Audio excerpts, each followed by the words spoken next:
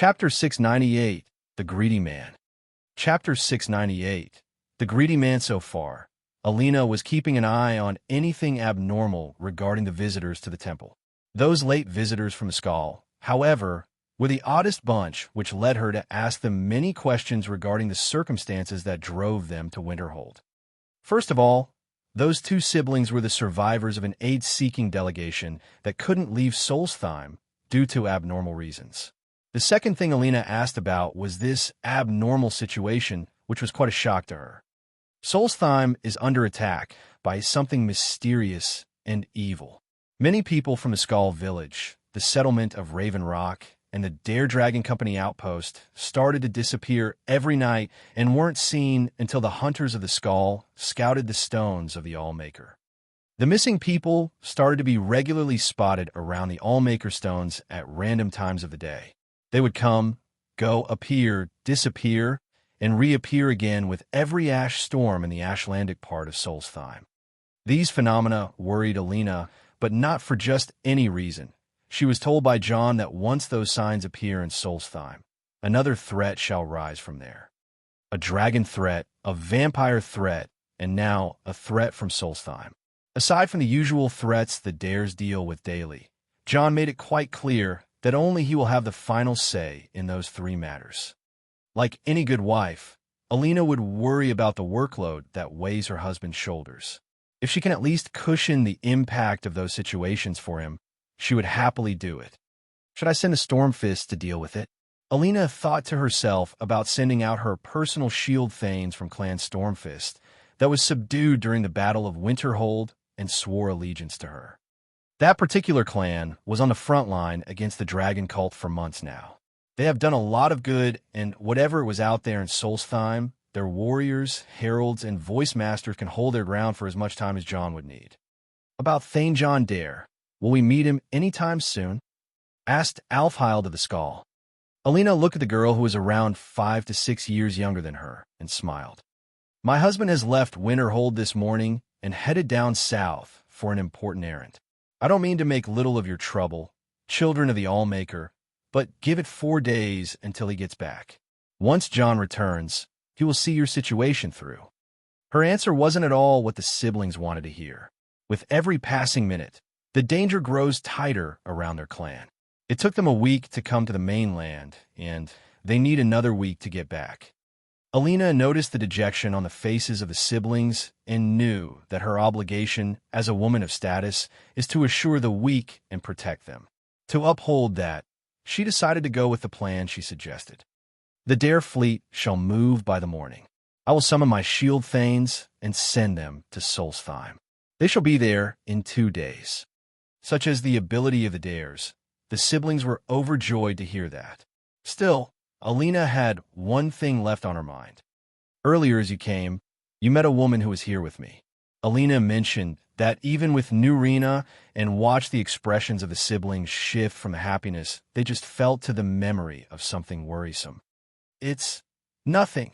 Alfhild seemed trying to dodge the question, but as Alina looked at her brother Fongrim, he seemed to have had something at the tip of his tongue before taking it back while looking at his sister. I understand you have been brought up in a secluded place, but Alina said with her brain working rapidly to make the siblings talk, you may run into more people like the lady you just met. I just want to know if I can help you with that thing, whatever it is, until John returns. Her words were chosen carefully and clearly with a mature smile and a reassuring sensation in her voice. She played the stick and the carrot in a single sentence by bringing up fear and offering protection from it. This made the two siblings look at each other and slowly decide talk. It is just the Allmaker keeps the Skull safe from the greedy man. Fomrim said. The greedy man? Alina frowned because it was a word she had heard once, but was not totally familiar with. The adversary sends the greedy man to test the children of the Allmaker and to lead them astray. Alfhild said, the shamans say that the greedy man comes in many shapes and forms, sometimes a man, sometimes a woman, always bringing tribulations and hard times to the Skull. The adversary is an aspect of chaos to the Skull, worshippers of the Allmaker, the aspect of infinity and order. The way the people of Tamriel understand Anu the Everything, the universal version of the All-Maker, is greatly different from the philosophy of the Skull. To the Skull, the All-Maker, as his name suggests, is one single deity that is supreme to all other supernatural spirits like the Edra and Daedra. While their philosophy is not as clear as one would hope, this can be the only monotheistic religion on Nirn. Strap in for a philosophical theology analysis with Uncle Don. It can be said that their version of Anu, the All-Maker, is far greater than Anu itself, since it probably encompasses Padme as well. After all, Anu the Stasis isn't an All-Maker without Padme the Change. As the Skull unite the two primordial forces into one, the image that is created from their ideas becomes easier for the mind to comprehend. After all, both Anu and Padme are infinite entities, and by default, you can't have two infinite entities at the same time. If two of them exist, we need to put a barrier between them, and if infinity is subject to such a barrier, it can't be called an infinity since it would have a limit that we have just perceived. An infinite entity has no limits whatsoever. This means that it can never be defined by the limited imagination of man, can't be perceived by the narrow thinking of man, and can't be understood by the common sense of man. This is a realm far greater than simple understanding. To start off, an infinity must exist before anything and remain after everything, thus it can't be measured with time, since time itself is a construct made from the infinity. That infinity must contain not only time, but also space. This means that everything in existence and all of the universe exists within the infinity, as both time and space exist in 4 dimensions. But if we stopped at the 4 dimensions and put the infinity within it, this infinity would be limited, and thus to be an actual infinity, it must break beyond the 4th dimension into the 5th and the 6th and the 11th, and beyond any of the dimensional count or concepts. After all, dimensions are just limitations that help define the perceivable reality. So to be an aspect of such infinity, that must be more than just a supreme existence on the scales of the temporal and existential realities. Infinity encompasses everything that includes knowledge, senses, and power. In other words, the All-Maker should be omniscient, omnipresent, and omnipotent. In fact, infinity should be omni-everything. Whether the Skull people have this level of depth in their own doctrine or not, Alina was aware of these arguments thanks to the top fan of the All-Maker outside the Skull clan, Jon himself. Jon has always shown indifference towards the polytheistic ways, while at the same time, he was honoring those ways as traditions rather than worship. While Jon only cared about cats in regards to supreme beings, he had a lot of philosophies that he would always toss around regarding the fanatical practices which may cause disharmony and discord between people. Thankfully, he keeps them to himself and his arcane studies. While being a child of Kine, Alina always held a great deal of reverence toward Kine and all her aspects, but Jon's words always had such sense to them in regards to everything deity-related. He once said that if there is one true God who is being worshipped on Nirn, it would be the All-Maker. Those words are the reason why Alina took the situation between the Skull siblings and Nurina very seriously and asked many questions about their understanding of the adversary and the greedy man. The adversary has always been the soul of tribulation, which tries to lead the Skull astray from their ways and takes delight in their suffering. As a devil figure, the adversary would either manifest as a response or an entity known as the greedy man. Alina could easily figure out what happened at that moment. The Skull are worshippers of the balance between Anu and Padme and their total power. To them, a being that breaks that balance like Nurina, who is the high priestess of Sidhis, is a great threat herself. Would all the Skull realize that there is a greedy man if they were to ever come across one? Alina asked out of curiosity. Oh, it is our first time sensing that, Fulgrim said. Alina nodded in understanding. If that was actually the case, the Skull would teach their younglings to be wary around every outsider, since no one knows if a greedy man would ever appear. However, it may be rare for the Skull to come across a greedy man this way. Alina wanted to learn more, and for the remaining 4 days, she would have those 2 siblings as her guests in order to satisfy her curiosity until John returns from Riften. The Rift, south to the city of Riften, not too far from the Shadow Stone. Two figures traveled on the moonlit trail to a nearby grove until they reached a small body of water. There, the two of them seemed to be giggling and laughing before tossing one another in the water until they lay down with their drenched clothes on the ground. Slowly, they turned to one another and started kissing. They didn't even give it too much thought before one of them was lying down and the other was on top doing all sorts of amorous moves. The two didn't even bother to muffle their voices with magic and kept acting like beasts in the wild as they exchanged kisses and words of desire. The temperature of their bodies kept rising, but despite all of that, they were still far from finishing their edging foreplay. They were yet to do the real deal. Slowly they calmed down and looked at one another. Those two, who were with each other for 6 years and a lifetime yet to come, were beyond happiness at the moment. Today was the day of promise. John promised Jellinar to take her as his second official wife. "Will you marry me?" John asked, offering no amulet of Mara unlike the traditional norm, but rather a ring made of amber and forged in the Shivering Isles. Was there a need for a reply? Jellinar simply slid her torso down against his, and once his man parts met her lady parts, they slid together in perfect motion to produce a new brand of madness.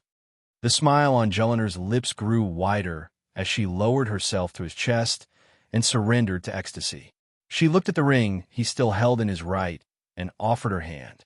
Slowly and gently, he slid the ring around her finger. Their hands and fingers intermingled, and the energy they had exploded in a fanatical ritual of motions and body heat that caused the nature around them to suffer. They both felt so fulfilled and weren't planning on stopping anytime soon. As they flipped around and she was on her back, he touched her torso and lowered his hand slowly to start teasing her clitoris as he gently rammed his penis against her womb. They smiled, laughed, and kissed before continuing for a few more rounds of wild sex. At one of their breaks that happened to be their last, the voice of a gasp was heard as a woman emerged from the push. WH, what have you done?" This voice attracted Jellinar as she turned around with her eyes wide open, one violet and one amber. Her chest was bare, but it was drenched in bloody red.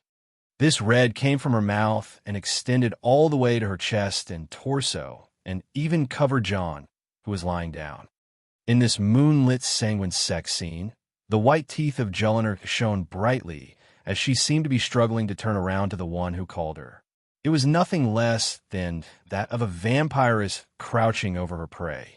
The madness in her eyes was enough to send shivers into whoever met them, and just as she knew she was seen, a dagger appeared in her hand and was almost thrown at whoever spoke to her. But just as it was about to be launched, John reached out and stopped Jellinar's arm from swinging. Meanwhile, Carlia was stiff in her boots as Jellinar was staring at her like a beast. A couple of seconds later, that stare was no more, and Jellinar got away from John to dive straight into the water bond. What was that?" Carlia asked. "Sex," John replied as he pushed his upper body up. An intercourse adults perform for sexual climax and preservation of species. "I'm not fucked." Carlia held her head as she looked away from John. "And what's with the blood? What blue?" "Oh, raspberries will like to do food play," John replied before standing up and walking, but naked into the bond to wash up with Jellinar. "Fine. Finish up and meet me at the mountain road." Carlia shook her head and turned away from John before taking her leave. Meanwhile, John and Jellinar looked at each other slyly while washing. "You sensed her, didn't you?" Jellinar asked. "And so did you, psycho." John laughed. "You still wanted to kill her, though. If she was smart enough to watch from a distance and not interrupt, I am still considering killing her." Jellinar said quite casually before pointing our own head. "The voices don't really like her much."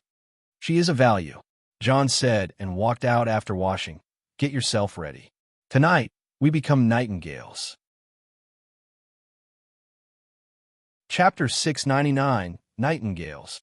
Chapter 699, Nightingales. Despite the course of the Thieves' Guild storyline, John decided to make one large interference through it by becoming a nightingale alongside Jellinar. the one whom he sent to take the mantle of the guildmaster. The role which John was filling just now should have been that of Brynjolf, but John stole that spot by forcing himself over the situation. He wanted to be a nightingale for a very important goal, which he finally managed to get some leads on during his visit to the Clockwork City. To achieve that goal, he is now standing with Carlia and Jelliner at the Nightingale's Hall south of the city of Riften. John, Jelliner, I am glad you finally joined me to walk the path of the Nightingale Trinity, Carlia said as she greeted them outside the hall. While I hope you two refrain from showing any disrespectful behavior in the sacred shadow side of Nocturnal. Amusing, John sighed and started checking out the place as they walked in. To him, it was nothing but a ruined cave that was cut in the mountain and contained an old temple for Nocturnal. I know you two aren't interested in wasting more time and would rather go straight to look for Mercer, but his trace is long since gone cold, and the guild can no longer find him. That's why we're here. We come to seek the edge we need to beat Mercer Fry, Carlia said as she tried to make John and Jelliner interested in this matter. I know a dozen people that can flatten the ground with Mercer Fry. What would this edge of yours do that we can't do? Jelliner asked.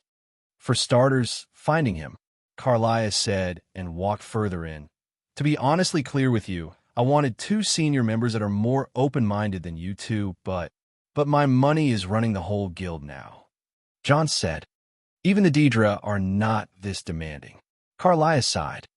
Always glad to be of help. John laughed. For your initiation, you shall witness a miracle from Lady Nocturnal, Carlia said as the three arrived at a part of the temple where 3 pedestals stood. Each of the pedestals had a carving on it with the symbol of a bird surrounding a desk over its head with its circularly spread wings. I've always heard stories about the nightingales. Never thought it would be real, though. Jelliner spoke as she looked at the old place with little to no excitement. The assumption that the nightingales were just a myth was seeded within the guild on purpose. It helped avert attention from our true nature. Carlia said, if the other thieves were to hear that, Jelliner looked at her with a menacing stare. We are no cult nor priests. This is merely a business transaction, just as any except that we're dealing with the Daedra patron of thieves. So, think of it as making deals with the scariest gang leader that happens to be a Daedra goddess to operate with her blessings. Carlia explained. John and Jelliner looked at each other and seemed in prior agreement on what to do. Just as they were invited, each of them stood against one pedestal and placed a hand on top of it. Right then and there, the shadows cast by the pedestals and their surroundings started to flicker, absorb light intensely, and be animated. Slowly and at a steady pace, the shadows rose up and surrounded the hand placed on those pedestals before slowly flowing through the arm and to the rest of the body. As the 3 were enveloped with shadow, it took a few seconds for the shadow to take form and completely settle on their bodies in the shape of a set of armor. A pitch black, leathery, ornate, and beautiful set of armor with plates and straps covering every part of the body. This armor suit was made of a full body suit, gauntlets, boots, and a masked hood that barely shows the 2 eyes of the wearer as fully black eyes with no defining colors. Moreover, John had been given a sword in his right hand, and Jelliner was given 2 daggers. Beautiful. Jelliner expressed her admiration for the armor piece, but she wasn't looking at her own, but rather John's, and specifically at his bottom. Stop it, John said jokingly. I'll blush. I take this situation more seriously, but the armor is indeed beautiful. It is one of the perks given to us by Nocturnal. Carlia interrupted the moment and urged the 2 to follow her. Beyond that gate over there is the first step to become a nightingale. The 2 didn't seem to be in any sort of disagreement and followed along. Carlia was bothered by the silence, so she went on to explain further. To hold any hope of catching Mercer, we must have Nocturnal at our backs. If she's to accept you as one of her own, an arrangement must be struck. And the terms of arrangement? Jelliner asked. The terms are quite simple. Nocturnal will allow us to become nightingales and use our abilities for whatever we wish. And in return, both in life and in death, we must serve as guardians of the Twilight Sepulchre. Carlia replied. Jelinar turned to John as if waiting for something from him. "We make our own fates," John said. "I once heard about a Nord Dragonborn who turned into a werewolf, served as a nightingale, and a Dark Brotherhood assassin." John said, "Guess who got his soul in the end?" "Who?" Carlia and Jelinar asked. "I have no idea," John said, "but if a human ascended her soul with enough power to satisfy each of those original spirits all at once, wouldn't that be a sight to see?" John's statement made Carlia frown, but Jelinar's eyes widened as she understood something. "So that can happen," she said. "It can," John nodded. "Also, there are other things that may satisfy a Daedra other than souls." Carlia was unaware of what the two of them were planning, but she didn't really bother. No matter what John Dare, or whoever it is, intends to do mischief in this place, it is them versus Nocturnal. No worries here. Only if she knew what John had in mind. She would scream, run, pull her hair, scream, and run again, and eventually bang her head to a wall or something. Deeper into the inner sanctum of the Nightingale Hall, the reformed trinity of the Nightingales stood in front of the gate to the summoning chamber. "Now, are you two ready to take the oath with Nocturnal?" Carlia asked while placing her hand on the chain. Seeing that the two barely nodded and remained silent, she pulled the chain and walked ahead of them. "Now, after we open the gate, John takes the eastern circle, Jelinar takes the western. I will take the one in the middle." John and Jelinar did as they were told once they entered the chamber. There was a central stone platform with the sigil of the Nightingales carved on its grounds, and then 3 bridges leading to 3 minor platforms, each had a circle carved on it. Once the 3 Nightingales were separated to stand on each of the circles as Carlia instructed, she began to chant the summoning. "I call upon you, Lady Nocturnal, Queen of Murk and Empress of Shadow." Carlia called as she raised her arms before calling one more time, "Hear my voice."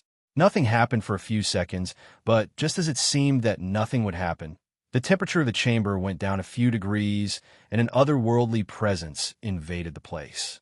The Nightingales, however, were unshaken. As the chamber became darker, a sphere of shadows and void started to form, and a feminine voice was heard responding to Carlia's prayers from all directions of the chamber. "Ah, Carlia," the voice spoke sweetly yet with deep and unfathomable power. "I was wondering when I'd hear from you again. Lose something, did we?" "Oh, my lady, I've come before you to throw myself upon your mercy and to accept responsibility for my failure." "You're already mine, Carlia. Your terms were struck long ago. What would you possibly offer me now?" "Oh, I have 2 others that wish to transact the oath, to serve you both in life and in death." So far, everything went as far as Carlia expected it would. She wasn't sure how Nocturnal would react, and she was betting on the restoration of the Nightingales to satisfy the Queen of Shadows, but "You surprise me, Carlia. This offer is definitely weighted in my favor." "Oh, hold it right there, ladies. We're not just some offerings here, are we?" And at that moment, John interrupted the conversation between Nocturnal and Carlia. It was a great surprise, but John immediately reached out to the cowl of the Nightingale and tore it off his face with sheer physical strength. His eyes were to appear, first followed by his hair and menacing smile. Then his magicka was unleashed boundlessly. "John Dare, stop this at once. Showing disrespect in the presence of Lady Nocturnal is—" "Joel!" As Carlia wanted to stop him, Jelinar jumped off her platform and stood behind Carlia with a dagger to her throat and another to her side. "Let's be nice and quiet, shall we?" Jelinar spoke in the same tone John uses, but her bloodlust was as high as the sky at the moment, and she seemed like she would snap and kill Carlia at any given moment. Carlia had to be very careful from that moment on.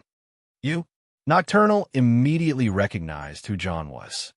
"Lady of Shadows." John greeted Nocturnal properly and stepped forward to the main platform.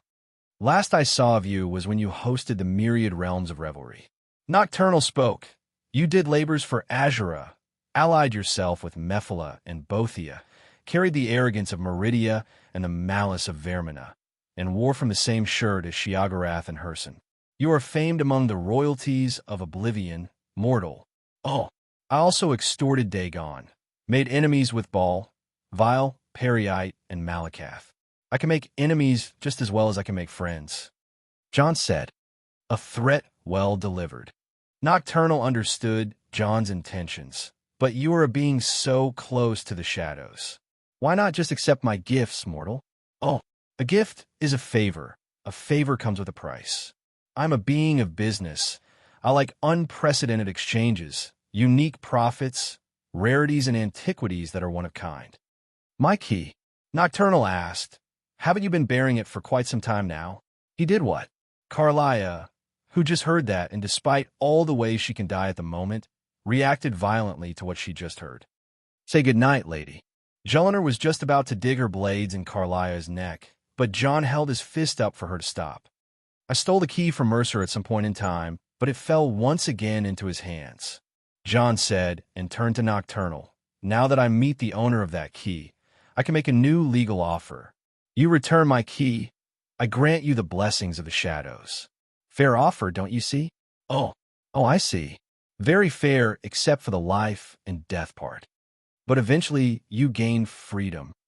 Sounds like a no deal when you use the word eventually. Still, that's not what I am after. I know you want your key back so that you can keep your authority flowing in the mortal world, but you know very well that it eventually will be stolen again. So, where can this lead us? Nocturnal's key, the skeleton key, was an artifact that was famed for its multiple owners. It is hard to keep the key in place since it had a very elusive nature, and John wasn't really keen on keeping it. He only wanted it for some time, and he would get it back once again. Still, let me present you with a counteroffer, something of different value and immense usefulness for your needs, mortal. Oh, you have something I want? I care nothing about what you want, but I know what you need. I shall grant you no blessings or such a thing. I will give you a key, a different key, a key from a set of keys that shall satisfy your needs. Something, if you are smart enough, you shall use to a potential higher than that of the skeleton key. A key. John narrowed his eyes, and for the first time he was puzzled. There were no other key artifacts in the lore he knew by heart. Only the skeleton key was the apex of all keys that can lock and unlock all physical and metaphysical barriers. But for there to be another key, is it a spare skeleton key? John asked. It is a key for a mortal to wield. You shall know when the time comes. Return my key and get yourself a different key, one that you will definitely be thankful for. Simple as it is. Oh, John wasn't really pleased with what he got, but he can't put pressure on Nocturnal with his power alone. He can stand his ground, but he can't push against the might of an Ada.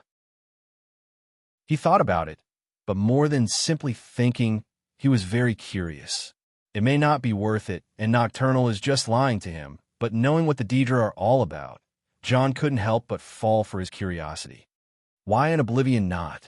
John smiled, and with an agreeing face, he held his hand out to Nocturnal. Deal.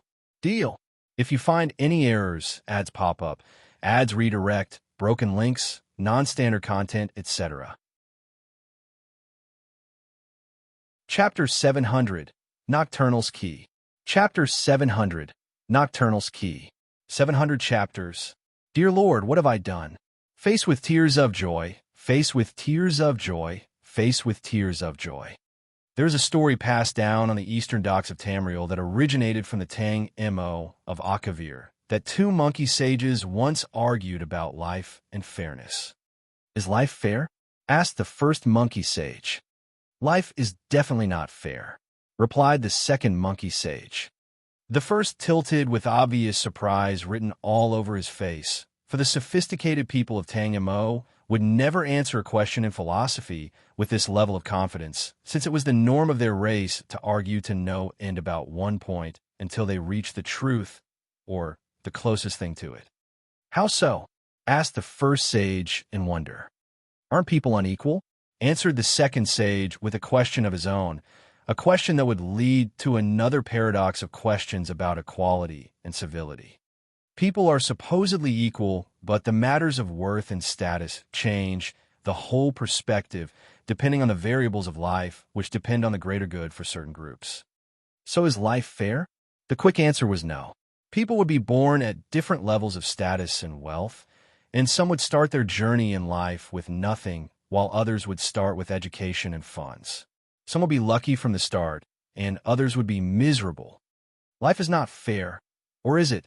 The first sage seemed willing to take that argument to a new depth, while the second sage, who stated that life isn't fair, looked at him with absolute patience. Surely a Tang Mo would argue a blade from slitting his throat to the bitter, and so long his tongue can utter words. So far, the first sage seemed to be willing to keep arguing just for the sake of argument. But life is obviously fair in my opinion, said the first sage in a statement that made the second sage tilt his head.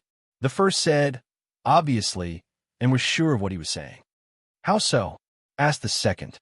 The first sage smiled and said that people are born with the same characteristics. He also stated that the racial differences between the people aren't that big of a game changer and can't make one race ultimately superior to other races.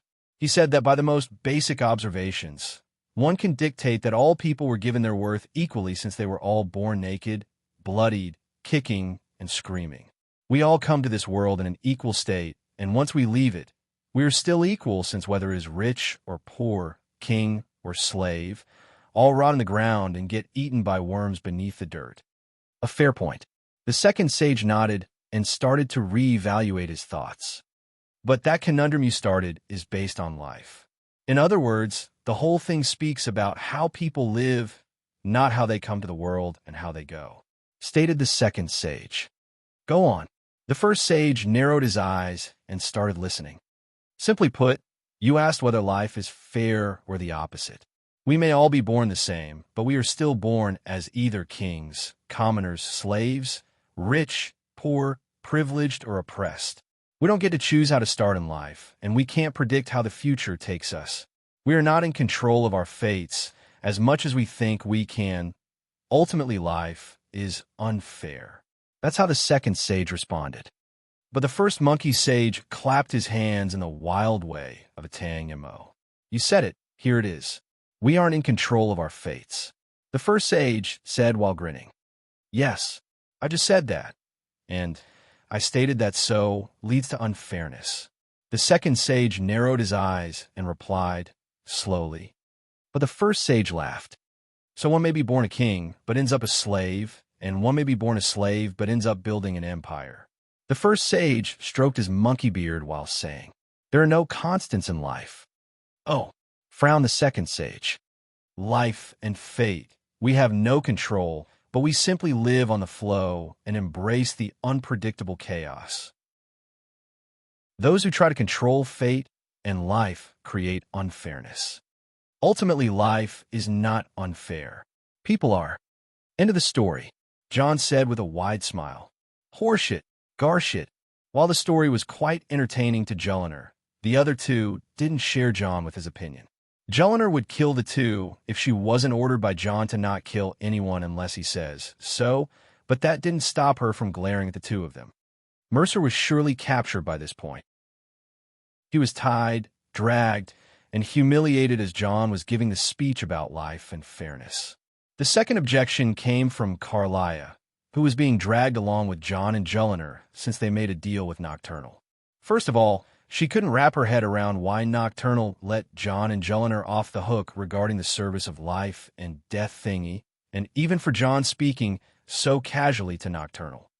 Was this the power that lies in the students of Divaith FYR, the sorcerer who is known for his epic battles against Daedric princes and otherworldly demons? She wasn't sure, but she was still vexed by something. Just a few minutes ago, John was tipped off by Nocturnal on Messenger's location, and he teleported right on top of Mercer's head. From the very start, Mercer had no way of fighting back despite his prowess as the holder of the skeleton key, and eventually got his head on the ground with John's foot pressing it down. Meanwhile, Jelliner and Carlia took care of Mercer's brainwashed subordinates, whom he manipulated by the skeleton key. John may have not thought about this before, but it was actually a brilliant idea to convert some people and influence their wills by opening their minds to new opinions and possibilities. That's how Mercer got his hand on a small force of weak-willed bandits, which Jelliner was happy to slaughter. And in the end, I have it back in my hand. John said as he held the skeleton key and let it hover above his palm. Back. Mercer repeated that particular word John said and turned his eyes to see the grin and the cold eyes on John's face. It was you all this time. Mercer screamed and struggled to stand, but the pressure coming from John's foot on Mercer's neck was nothing he could simply fight.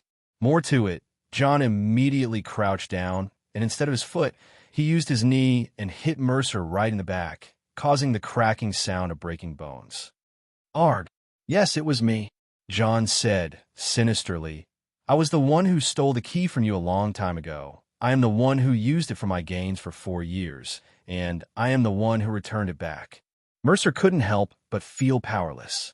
His spine breaking wasn't as painful as the realization that he was manipulated by a kid from Riffin's back alleys. John was there on many occasions. He stole the key, misled Mercer that day when the key was stolen, took the key for himself, returned the key to Mercer before joining the Nightingales, led the thieves to expose Mercer, and led the Nightingales to hunt him down. He reaped all the benefits and earned all the rewards. What are you?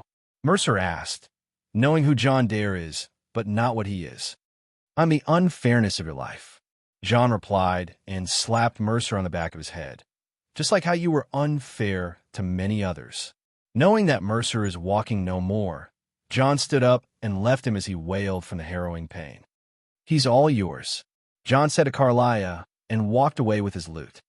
Initially, Mercer Fry was raiding the old Dwemer ruin of Erkingthand with his group of bandits to access an old Falmer ruin beneath it. His goal was a shrine that belonged to the Snow Elves, which had a colossal statue of a snow elf. This statue was a subject of a legend that stated that 2 of the largest known gems in the world were used by the Snow Elves to make eyes for the said statue, and it was something akin to myth in the lore of the Thieves' Guild. Mercer seemed to have been hunting that myth for a long time, and when he put his hand on the 2 gems, John was there putting his hands all over him. The room collapsed as soon as the eyes were taken out, but John teleported the group, along with Mercer and his loot, far from the collapse site. And now, what is Mercer's belongs to John? The 2 large gems, known as the Eyes of the Falmer, were immediately hidden away by John, who seemed to have a different plan for them, and he left Mercer to Carlia after promising her to deliver the skeleton key to the Twilight Sepulchre. On the other hand, Carlia had a long-awaited reunion with Mercer, the man who killed her lover and chased her out of Rift Inn for 25 years. The duty of delivering the skeleton key was passed to Jelinar. It had to be her who received the credit for taking the curse off the Thieves' Guild. This decision was made by John and Carlia, especially when Carlia stated that she wanted John as far from the skeleton key as possible. While Jelinar was John's lackey, she was not as powerful as him to freely mess with Daedra princes, and so Carlia thought of keeping John away from Nocturnal that one time. In her mind, everything was still going as it was supposed to. As Jelinar entered the Twilight Sepulchre, she had to navigate her way through a maze of old ruins and find her way to a chamber where there was light and darkness. In that chamber, one must walk the path of Nocturnal and never step into the light. I was also known as the Pilgrim's Path. Due to the fact that the Nightingales haven't been maintaining the Twilight Sepulchre for 25 years, they have lost access to the inner sanctum of the Twilight Sepulchre, and so Jelinar had to take the long way of proving herself to Nocturnal until she finally stepped into the inner sanctum. Along the path inside, ghostly Nightingale sentinels would appear to Jelinar and madly fight her to stop her from proceeding, but she was cunning enough to hunt them down before they get the drop on her. Just before the inner sanctum did those sentinels stop chasing her, as she had to take a drop to enter a circular pit in the ground where there was a skeleton and its belongings. Jelinar couldn't figure out how to proceed from that point and thought about climbing the pit, but once she thought about it, it must have been the pit that killed the owner of that skeleton by hunger. This may be an indication that she mustn't go out, but rather go deeper. With the skeleton key in her hand, Jelinar barely touched the ground with it, and the whole thing started to come apart like dispelled illusions. She took another small fall that led her to the central area of the inner sanctum. What she saw there was another room veiled with darkness and surrounded by the illusion of a starry sky. On the ground, there was a large circle that had 3 phases of the moon, and in the center of that circle was a keyhole. That keyhole was fit enough for the skeleton key to go in, and once that happened, the room started to change drastically. The hard ground started to shift up and down with the motions of rippling water. A well, called the Ebenmere, appeared in the ground surrounded by 3 large spikes. From that well, a figure emerged. That figure was that of a woman who looked human, but was anything but that. Her appearance was illustrious, and her gown was erotic as it displayed her voluptuous body and the entire chest area while barely covering her breasts. Her fine pair of legs were on full display from the hips down to her feet, and she floated above any mortal height while looking down on the mortal in her presence. Her words were spoken in a grand and seductive voice. My, what do we have here? It's been a number of years since I've set foot on your world. Or perhaps it's been moments. One tends to lose track. Oh, being in the presence of a Daedric prince, Jelena was quite shaken, but that wasn't her first time. She knew that she can only lower her head and wait. So, once again the key has been stolen and a champion returns it to the sepulchre. Now that Ebenmere has been restored, you stand before me awaiting your accolades. A pat on your head, a kiss on your cheek. Oh, the shadows seemed to be awakening around Jelena, who was still unshaken. The attitude that piqued Nocturnal's interest, but as a Daedric prince, she was still immersed in her own arrogance.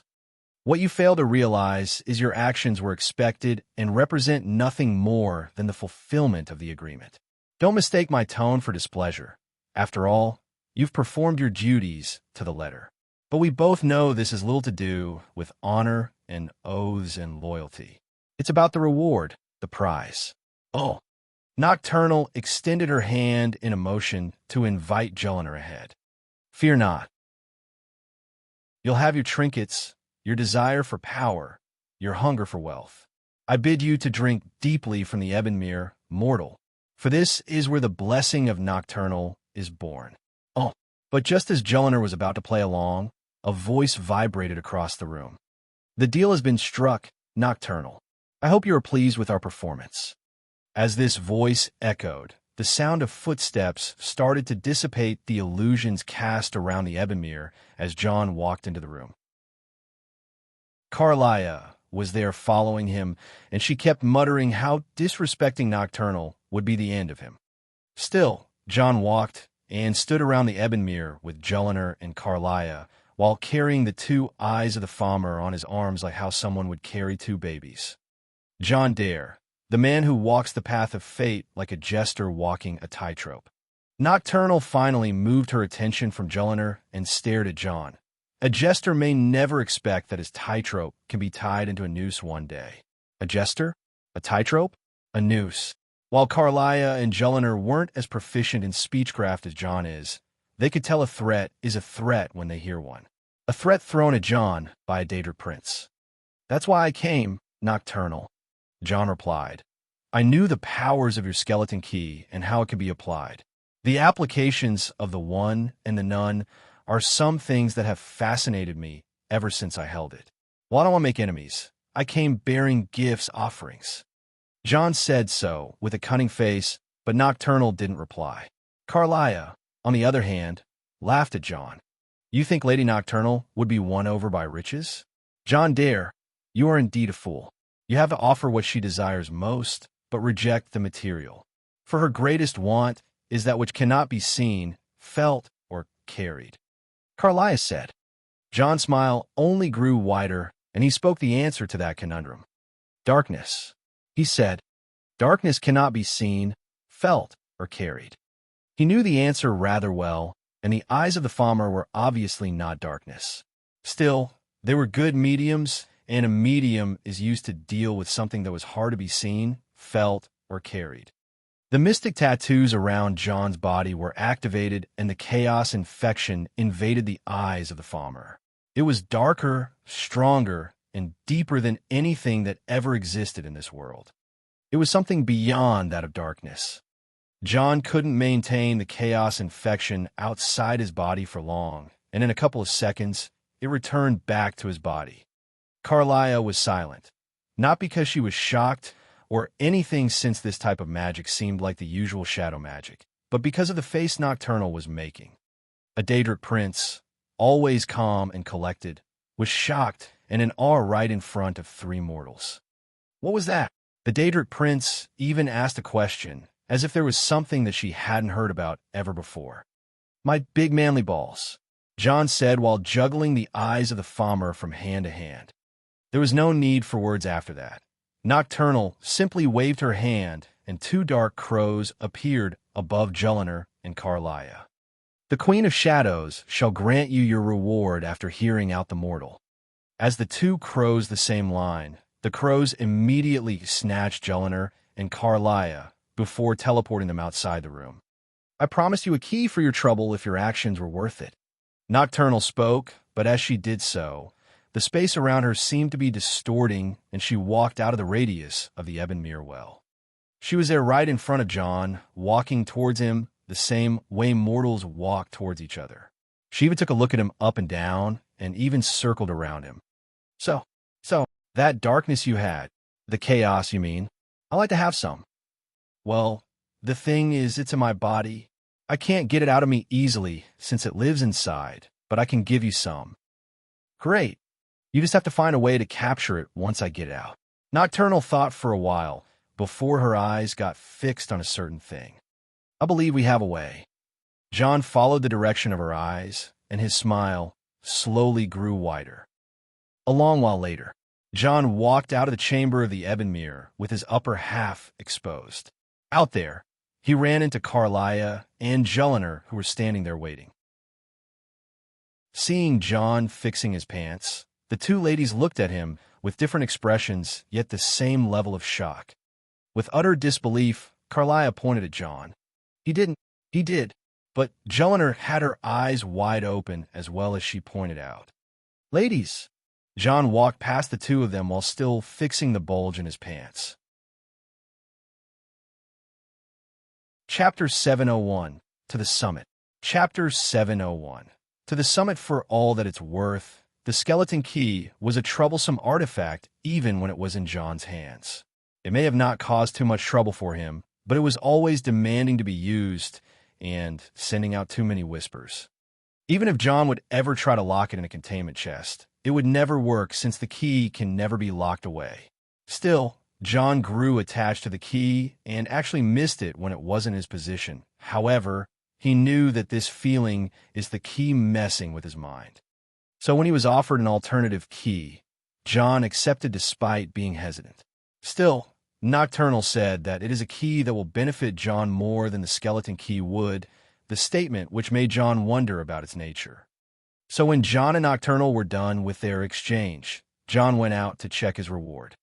It was a normal-sized key, and it was made of gold. Additionally, its design was that of a dragon standing on top of the key shaft with its tail holding around the shaft until the scales of the dragon tail formed the teeth of the key, while its wings forming the bow of the key.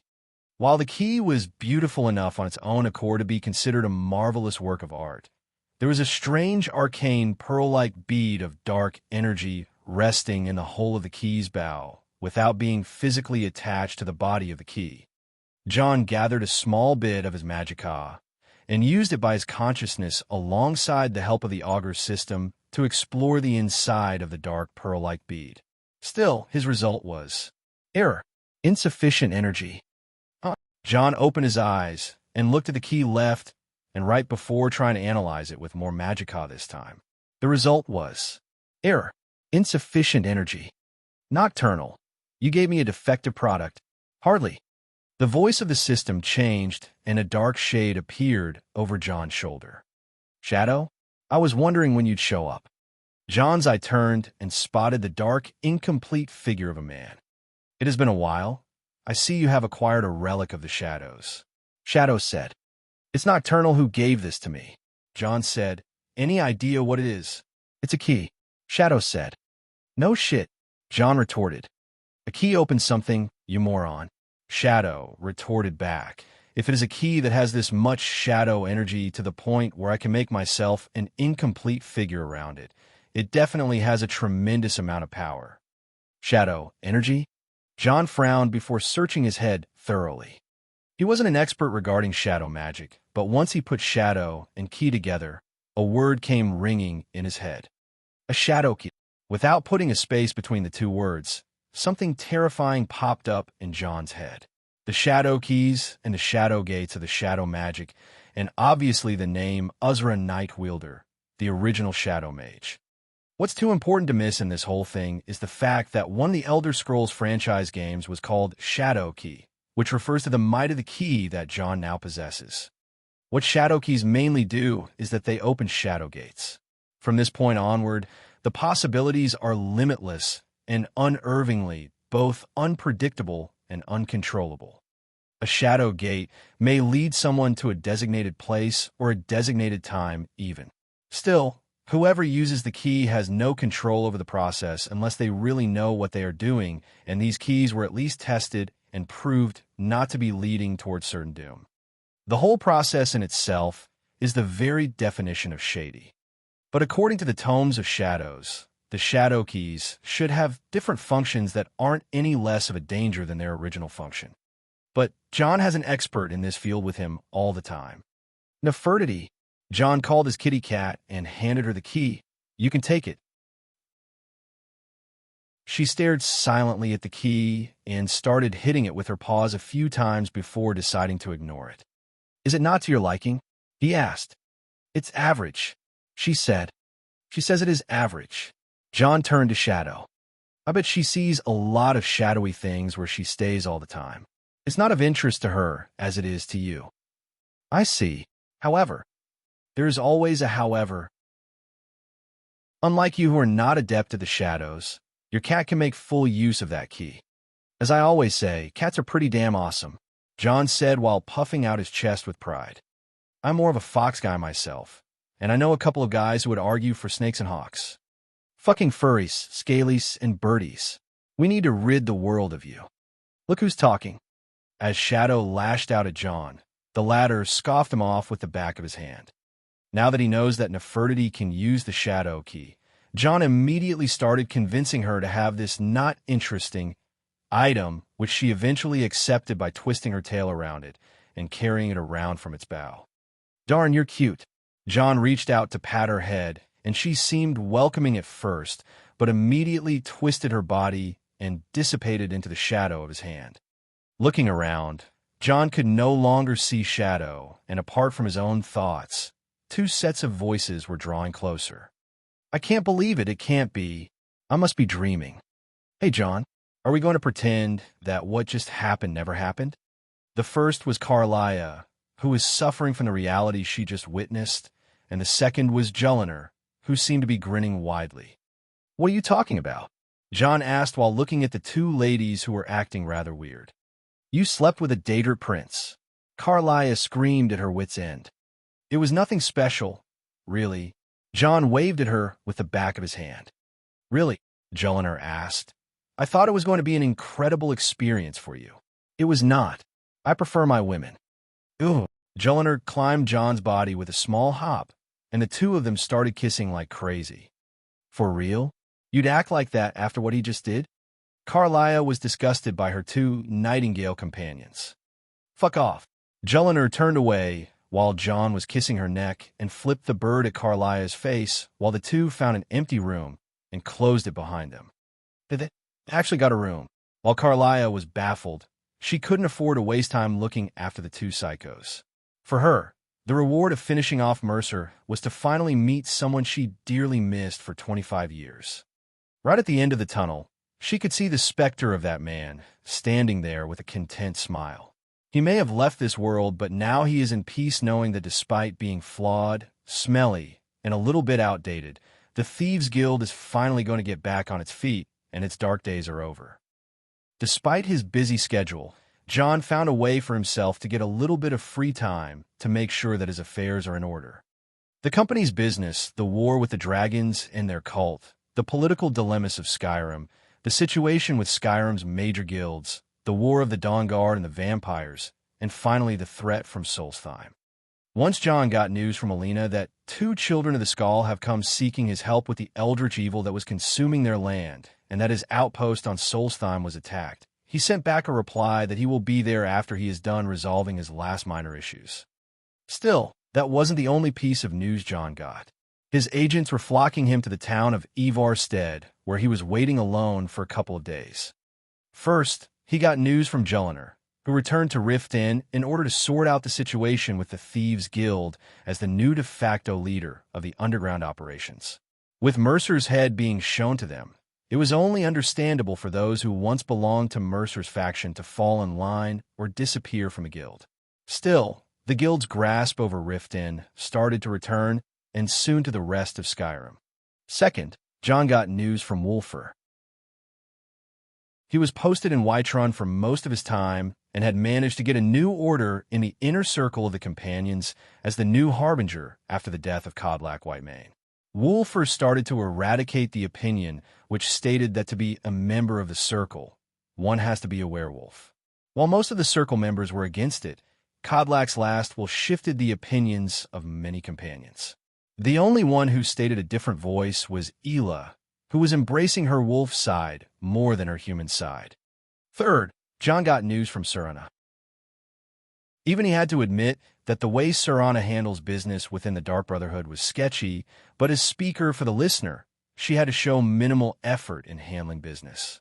Still, the other speaker, Cicero, has reported a few incidents where Serana was going AWOL more than she should, and her silencer, personal assassin assistant, seems to be doing more legwork and covering for her. John became interested in what Serana was doing, but since he was busy at the moment, he preferred to guess that Serana was doing some personal vendetta against Clan Folkihar. Finally, in Alina's letter, John got a report on the College of Winterhold and how it fully assimilated to the new policies which Alina was pushing forward.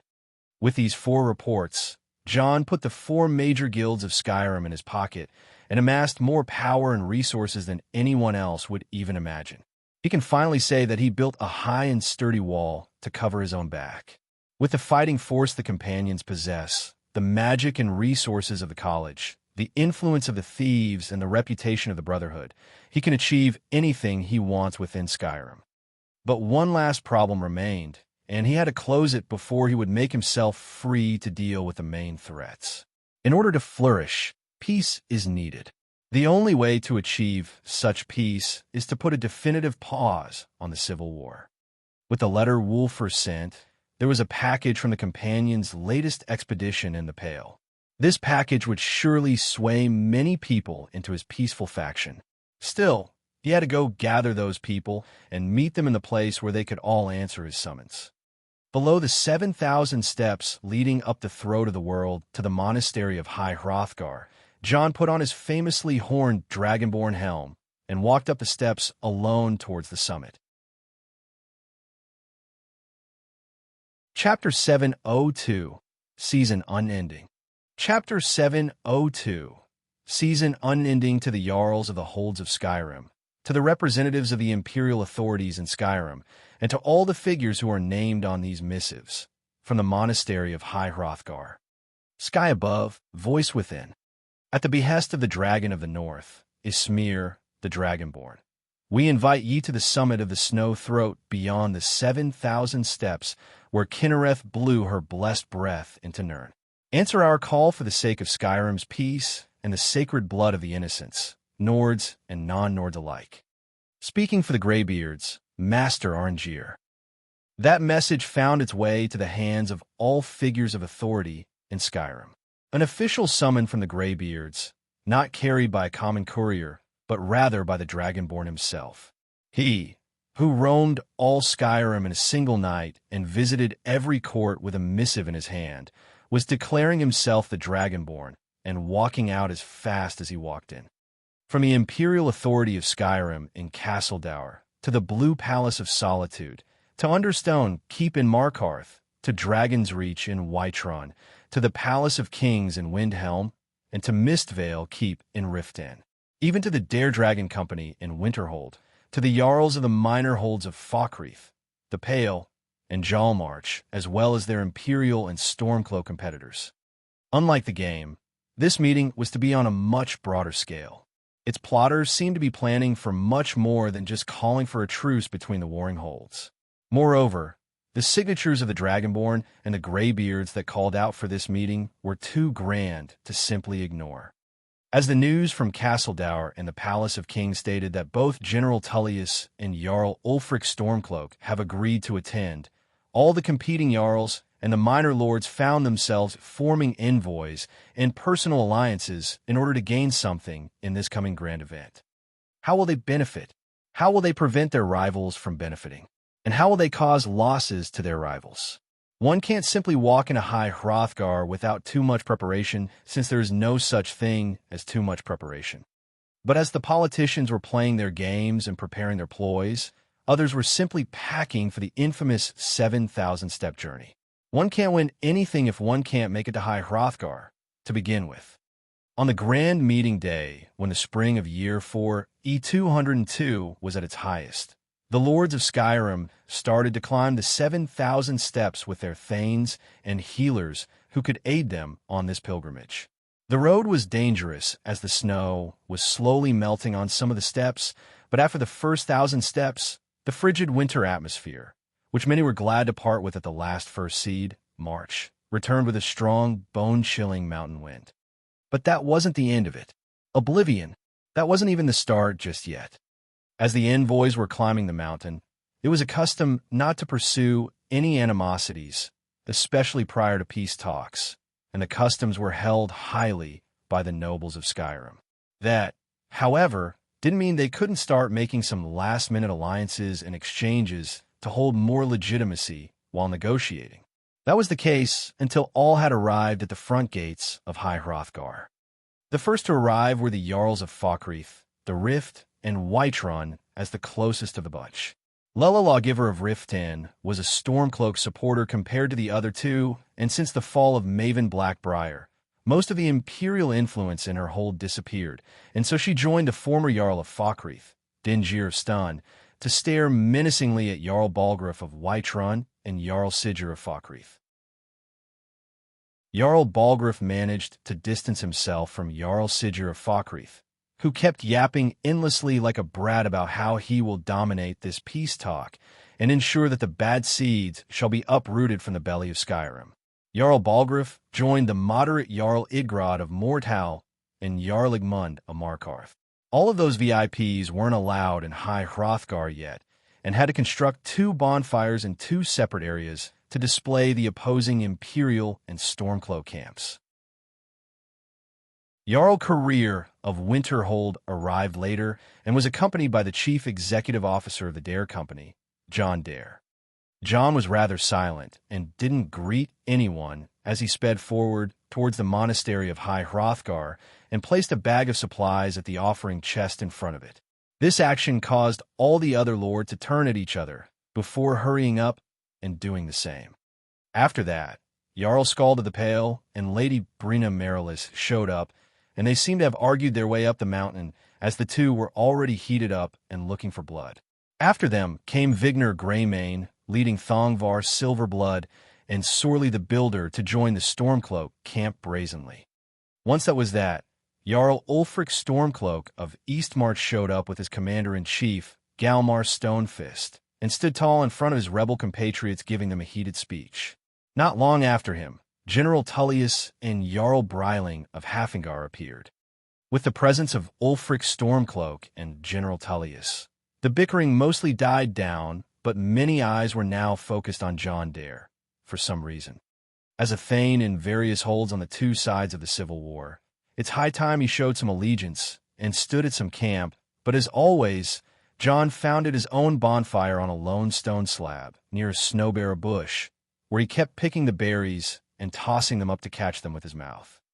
But that didn't last long as Legate Rika, who had accompanied General Tullius, spotted a familiar face coming up the road as a Breton woman and an elderly Nordman made an appearance and joined John's neutral camp. Delphine? Delphine of Daggerfall? From the Blades? As Legate Rika exclaimed at the sight of Delphine, the latter went ahead and nodded her way before walking up to Ulfric Stormcloak and thanking him for a personal favor. The situation got a ton more interesting now that it went public that the old members of the Order of the Blades stood around John Dare. It wasn't a secret that his own father, Jonrad Firemane, was a member of the Blade and one of the most wanted ex-Blades at that, but Jonrad never involved himself in public life that much. With John being a taboo child and Hilda being the mother, the family was practically the most wanted family on the continent up until John rose to power. Anyhow, the presence of those two ex-Blades made many wonder what John would do at this point. He broke too many imperial laws to even care at this point, but he only got away thanks to his connections and his ungodly lawyer skills. Harboring ex-Blade fugitives, however, goes directly against imperial laws. It is no wonder that at this point, even Ulfric Stormcloak was interested in how John would lawyer his way out of this when the Imperials pressure him with his Blade friends. Not that John would be bothered, but it would be nice to witness his shenanigans once again. Yet despite the fact that most of the attendees were already present, the gates of High Hrothgar remained shut. This was due to the fact that the Greybeards have stated that their doors shall open on full sunrise, and by that exact time, and not a second later, the twin gates of the monastery were open wide. The Jarls and the Lords of Skyrim were now invited in. Their escort and servants were to remain outside, and only those with political importance were to come in. Ulfric and his commander Galmar, Tullius and his deputy Rika, the Jarls and their opposers, the powerful thanes such as Jon Dare and Thomver Silverblood. The ones who received them first were none other than the disciples of the Greybeards, then 3 masters of the Greybeards themselves. Not even a greeting could be said since every disciple and master were gagging their mouths with strong cloth. While the act itself was bizarre and unusual, those adept in the voice of the storm can kill anyone by a mere whisper. This act of gagging was simply for the safety of the guests, and nothing more. Ulfric Stormcloak was supposedly the individual most familiar with the place, and as he walked in, he kept touching the cold and dark stone walls with real nostalgia and a look of sadness on his face. It only lasted a moment, though, and before anyone would capture it, he returned to his cool arrogance and usual demeanor. Just as the welcome of the Greybeards was extended with their silence, the mysterious air was dropped with the voice of a man speaking. "Welcome to High Hrothgar." A voice was heard, yet with its elderly tone, a vigor that can only be heard from youth was heard. By far, this was the healthiest voice anyone can ever imagine hearing. Those who master the voice have this trait clear, especially in the case of Jon Dare and Ulfric Stormcloak, but the owner of that voice was way more adept than the two of them combined. One can't reach this level of skill unless one offered a lifetime of dedication just for the cause. "Master," just as Ulfric Stormcloak was about to greet that man, he was instantly interrupted. "This way, please." Master Arngeir spoke while offering way towards the chamber that was prepared for the conference. This interruption caused Ulfric to pause in his place bitterly and lag a little bit for General Tullius to walk past him, first along with his allies, before Ulfric remained where he was standing and staring at Master Arngeir. "My lord." Vigner Greymane spoke from behind Ulfric, but the latter dismissed him with a wave of his hand. "We go in," Ulfric said, and followed not long after General Tullius and the Imperial faction. After Ulfric came Jon Dare, who walked in alone, without bothering or being bothered with a Greybeard, as they simply welcomed all. Still, it was high time for some uninvited and unwelcome guests. At first, it was the 2 ex-Blades who followed John here, Delphine and Esbern. Master Arngeir seemed to be unaware of their identity at first, but as soon as he saw the swords on their hips, an expression of unease appeared on his face. "So, Arngeir, is it? You know why we're here. Are you going to let us in or not?" Delphine initiated the conversation with obvious hostility. "You are not invited here." Master Arngeir replied with impatience and an equal amount of hostility. "You are not welcome. We have as much right to be at this council as all of you. More, actually, since we were the ones that put the Dragonborn on this path." Delphine retorted with a higher tone. "Were you?" Master Arngeir replied with obvious scorn. The hubris of the Blades truly knows no bounds. Yet with the growing tension between Master Arngeir and Delphine, someone had to avert the tension away. "Delphine, we're not here to rehearse old grudges. The matter at hand is urgent." Esbern spoke before turning to Master Arngeir. Alduin must be stopped. You wouldn't have called this council if you didn't agree. We know a great deal about the situation and the threat that Alduin poses to us all. You need us here if you want this council to succeed. Master Arngeir seemed upset for a little while, but it only took a little while, and he sighed heavily. Very well. You may enter. Delphine and Esbern looked at one another before looking back at Master Arngeir and nodding towards him. However, just as they turned to walk in, they found that John Dare was looking at them, and he wasn't pleased at all. The relationship between the two ex-blades and John wasn't very pleasant, and they were aware of his identity, but still held them under his thumb and controlled them to no end. While they joined the group of people who were still standing in anticipation around the conference table, the atmosphere started to grow stale because none of the Greybeards had joined them yet. Moreover, they all expected the Dragonborn to be inside waiting for them, but he hasn't arrived yet. Out in the main hall of the monastery, the disciples all stood on standby for the masters to give them a signal, but the masters were still waiting patiently, as if they were just listening. While listening, the masters showed a hint of anticipation, and so the disciples closest to the gates opened them one more time. A figure walked in, unlike the familiar figure of the Dragonborn. This figure was lean and feminine. An elf, an altmare to be exact, one that is wearing the robes of the Thalmor. And you are? Master Arngeir asked. Elenwen, head ambassador of the Aldmeri Dominion to the Kingdom of Skyrim. The altmare woman replied. You are not invited, ambassador of the Aldmeri Dominion. Master Arngeir replied, while keeping his tone in check. My presence here depended on our Imperial friends to be more cooperative at upholding the terms of the White Gold Concordat.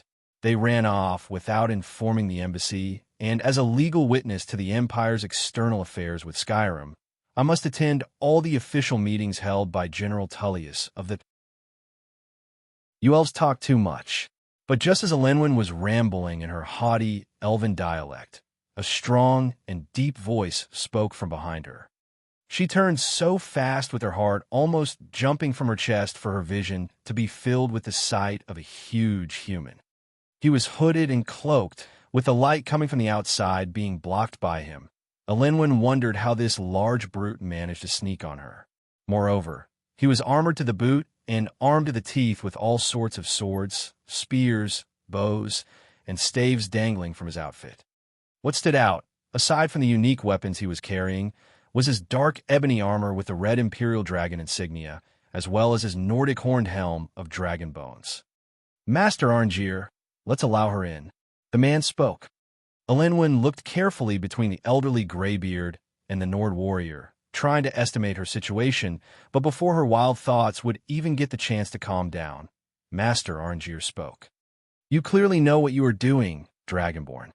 Master Arngeir spoke and looked at Elenwen, and I believe you can show yourself in. Now, I would like to have our gates shut before we have any more uninvited guests barging in. The gates of High Hrothgar were closed, and the meeting's quorum was in order. In the conference chamber, there was a long table with 4 main directional seats that seemed to be essential to the place and symbolic to the 4 masters of the Greybeards, and between them, there were 8 extra seats that seemed to have been added very recently.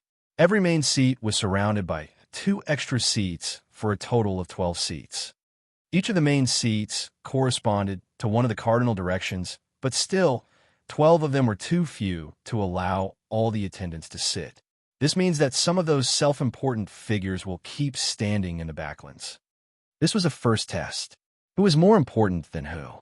While the Imperial side had its priorities in order, the Stormcloak side was a bit awkward. Ulfric always claimed to be fighting for Skyrim, and once the fight is over, he'll step down when a new king is elected. He doesn't consider himself High King publicly, but sure as oblivion he does in his actions and speeches. As Master Arngeir walked in with the Dragonborn after Ambassador Elenwen, the tension was sky-high, and somehow the seating was surely going to be a problem. Still, the host would have one main seat at the very least. That was the northern seat where Master Arngeir stood. As the Imperial and the Stormcloak sides were already at opposite ends, it was natural for them to take the eastern and western seats. eastern for the Stormcloaks, and western for the Imperials. As for the southern seat, the Dragonborn claimed it before anyone else would step in. Many seemed disagreeable with the actions of the Dragonborn. He is a young man, and even without looking at his age, he is part of the faction that called out for the negotiations between the warring factions. By default, he should be sitting next to the host, the Greybeard's Master Arngeir. Now, in the four directions, stood all four major personalities. General Tullius at the west, Jarl Ulfric at the east, Master Arngeir at the north, and the Dragonborn at the south. John Dare was the first to move and stood at the right of the Dragonborn. If the Dragonborn was to take a side, it would be natural for his main sponsor to appear next to him and claim a seat. As John Dare represents the neutral faction, it was clear that the three southern chairs would be neutral. As for the Stormcloaks, Ulfric only had Galmar Stonefist to his left and didn't invite anyone to his right. On the other hand, the Imperials were more brazen. General Tullius stood in front of the western seat and had Legate Rika on his right and Jarl Breiling of Solitude on his left. Moreover, he seemed to have had a conversation with Elenwen of the Aldmarai Dominion, and she took a seat at the side of Master Arngeir on the northern side. With the seat right next to him being taken, Master Arngeir didn't bother much, but his attitude invited the ex-blades Delphine and Esbern to do the same. Delphine took the seat on the other side of Master Arngeir, and Esbern intruded at the Stormcloak faction's empty seat, where Ulfric invited no one. That was rude, but it is no secret that these two were former members of the Blades, the fallen organization of secret operatives and dragon hunters. Only one seat remained, the seat on the left of the Dragonborn, where it was considered to be the neutral faction. For that, only one man from the Imperial side dared to step in and take that seat. Jarl Balgruuf the Greater. No one could really tell what he was thinking, but it seemed that, unlike the Stormcloaks who respectfully took 2 seats, the Imperials took 5 seats for General Tullius, Legate Rika, Jarl Breiling, Ambassador Elenwen, and Jarl Balgruuf. Still, it felt that Jarl Balgruuf was leaning more to his right towards the neutral faction of John Dare and the Dragonborn. While it all went like this, no one of the people present in this situation ever thought that if fate was to take its normal course, not this many people would be standing around the table to the point where the Greybeard's disciples had to move in some benches to make enough sitting space. The one smiling was John. He set this whole thing up, and just as all of those people sat down, it was bound to be chaos. Chapter 703. The Truth Is. Chapter 703. The truth is, it was the Dragonborn, John Dare, Ulfric Stormcloak, General Tullius, and Master Arngeir in addition to every Jarl and Jarl replacement from the game. In other words, the ruling class of Skyrim was now gathered. Now that everyone is here, please take a seat so that we can begin. Master Arngeir spoke, inviting the people to start. And they were all about to sit down and start their peace negotiations, except that when everyone took a seat, Jarl Ulfric Stormcloak and his commander Galmar Stonefist kept standing. "No," Ulfric declared while looking at General Tullius. "You insult us by bringing her to this negotiation. Your chief, Talos Hunter." He declared disagreeable with the presence of Ambassador Elenwen of the Aldmarai Dominion, the head of the Thalmor in Skyrim, and the one who carried out many bloody inquisitions against the worshippers of Talos. That didn't take long. Legate Rika muttered to herself while rolling her eyes. "Hear, hear."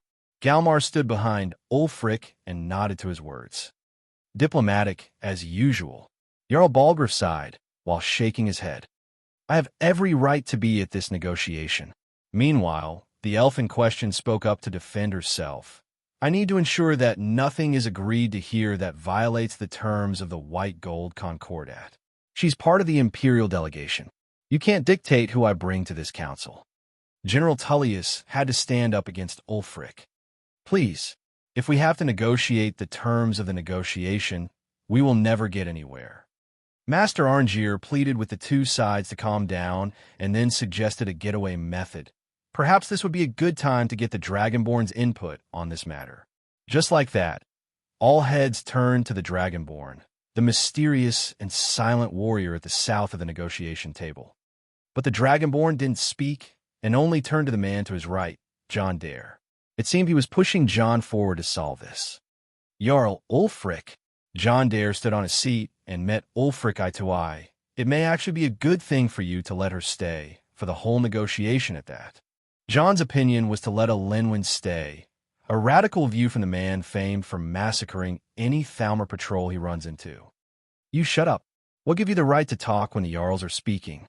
But out of literal buttfuck nowhere, a voice from the Imperial side made all eyes widen from shock, and all heads turn to see who just cussed at John Dare. It was none other than Jarl Sigurd of Falkreath, someone known for his animosity with the Dare Company people. Jarl Sigurd. General Tullius was bothered a bit with that, especially when it seemed that John was taking the Imperial side and letting Elenwen stay. Don't stop me, General. Is it not enough for Jarls like us to sit back at these creaking benches while a Thane is taking a seat at the big table? Shouldn't all the Jarls be provoked by such an outrage? Sigurd, however, couldn't read the glares of General Tullius and kept going after John. Aye. But before anyone would react, one more voice seemed to agree with Jarl Sigurd. A young brat like the Dare boy shouldn't be sitting or speaking like that to his elders. It was none other than the other head of the anti-Dare faction, Jarl Skald the Elder of Dawnstar, a Stormcloak through and through. While Ulfric wasn't bothered by Skald's opinion, he seemed curious about what John Dare was really after. While trying to keep it to herself, Ambassador Elenwen couldn't help but appear satisfied with the reaction to John's words. I see. On the other hand, John seemed to be nodding to the words he just heard. I see that you all aren't happy with little old me being a voice of reason in this piss and barking contest, you old dogs of war. Insults, that's where Nordic politics truly shine. John, however, wasn't done and seemed to be serving some good old homebrew drama. John's words were provoking, but it was clear he was inviting them to make enemies with him. Opposing him is one thing. Making enemies is a whole new thing, and it is terrifying. Right now, the two Civil War sides are totally equal and equally matched. If one were to tip John Dare towards the other side, that would be dangerously stupid. Jarl Sigurd of Falkreath and Jarl Skald of Dawnstar were this type of stupid. They were the stupid ones that wouldn't shut up, however. Damn you, John Dare. You think we fear you like a lot of them? Jarl Sigurd spoke. Boy, you're overstepping your authority here. Jarl Skald added. That's enough. But it was Jarl Ulfric who had to shout at them and turn to John Dare, who was instigating trouble before the talk was about to start. Thane John, you were saying something? John smiled slyly, while winking at Jarl Skald the Elder, who didn't seem appreciative of John's provocations. Yes, I was saying something before I was rudely interrupted. What was it about again? John asked while acting all dramatically. About the Thalmor bitch. Jarl Ulfric spoke. Right, the Thalmor bitch. John clasped his hands. I was saying that it would actually be beneficial for both sides to let her stay. And why is that? Jarl Ulfric asked. That's obvious. Since we're here to make a truce, we need someone to equally hate more than each other and spit at once the talk becomes too boring. John said and turned to Elenwen with his wide grin. That's why the Thalmor bitch is here. For some reason, the faces of the entire Stormcloak faction eased up, including that of Ulfric. He looked at Elenwen and realized that he hates her kind more than he hates the Imperials, so if he thought straight about it, he found that John's reasoning was sound. Curse at the Thalmor instead of cursing at the Imperials to achieve peace. That was oddly reasonable. Fine, Ulfric said and walked in front of his seat. However, she is only here to observe. She has no right to speak in a Nordic council, and her job doesn't go beyond kicking those Imperials' asses whenever they go out of their concordat. John nodded and turned to General Tullius in order to gain his approval.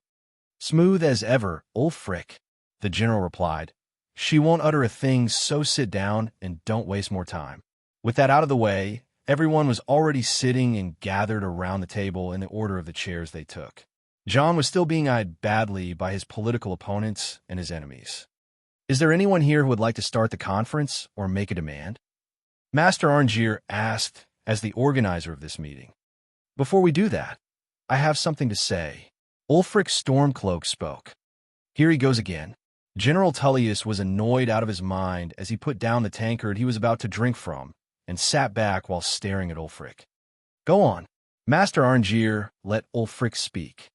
By no means do I doubt the wisdom and the fairness of the Greybeards.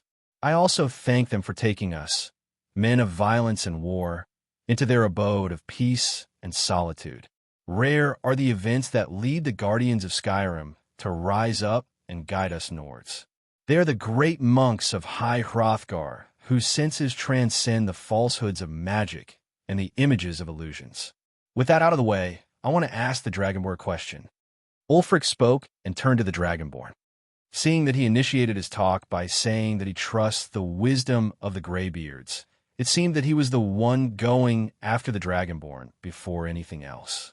Such a move was almost as challenging to the Greybeards as if he was respecting them. You are Nord, I can see it. Obviously, you were given this power by the Divines, and you care for Skyrim and her children. Why else would you fight the dragons and their cultists in a war of your own? Still, what I can't figure out is the reason why you are wearing this suit of armor. The one with the Imperial Dragon plated on it. Ulfric pointed out the Imperial crest on the Dragonborn's armor. The Dragonborn was momentarily silent and looked down his own chest before gently feeling the Imperial Dragon crest on his armor. That armor is the Lord's Mail, the legendary suit of armor that was. John Dare pointed out and started speaking, but he was immediately interrupted. Thane John, Ulfric Stormcloak spoke in a tone that wasn't joking around. I believe that you can leave the man to speak for himself. It is he who invited us here, not you. If the Dragonborn doesn't wish to exchange words with us, I believe there is no point in us even sitting here. Not only was Ulfric giving that look to John, but all the Stormcloak Jarls were also not pleased with how John was handling things. Even General Tullius and the Imperial side seemed to be agreeing with Ulfric. They won't stay if the Dragonborn doesn't speak. I see. John nodded and smiled awkwardly. I believe this prank has gone for much longer than it should have. No one really understood what his words meant, but in the next very second, the Dragonborn cleared his throat and spoke up. As you say, Jarl Ulfric. The Dragonborn sat more firmly towards the table, and under his horned helm, which he refused to take off, two blue eyes shone coldly. To the left of the Dragonborn, Jarl Balgruuf the Greater let out a long, tired sigh. He somehow foresaw the coming part of John's plan, since in this room, only 4 people knew what was really going on. So, Dragonborn, Jarl Ulfric spoke. Do I need to repeat the question? No need. The Dragonborn replied with a little grin. I simply wear something General Tullius has tossed in my way in order to reel me to his Imperial camp. Funny enough, this legendary armor was cursed, and I had to turn to Lady Alina of House Dare to lift its curse for me. So, the Empire tried to inflict harm upon the Dragonborn. Galmar Stonefist asked with rage filling his deep and rough voice. So it's true. Those Imperial dogs were afraid of a Dragonborn from Skyrim ascending the Imperial throne. Way too smart for you, Galmar, Legate Rika retorted. Was it Ulfric who taught you that line? Shut your trap, woman, Galmar replied and banged the table with his fist. Friends, please. But the Dragonborn raised his arms aside to calm the 2 commanders down. The Empire simply threw a bait for me, so I can go to them and ask them if I can wear it. I'm sure you all know the real story. Let's not beat around the bush and try to frame each other for mindless things.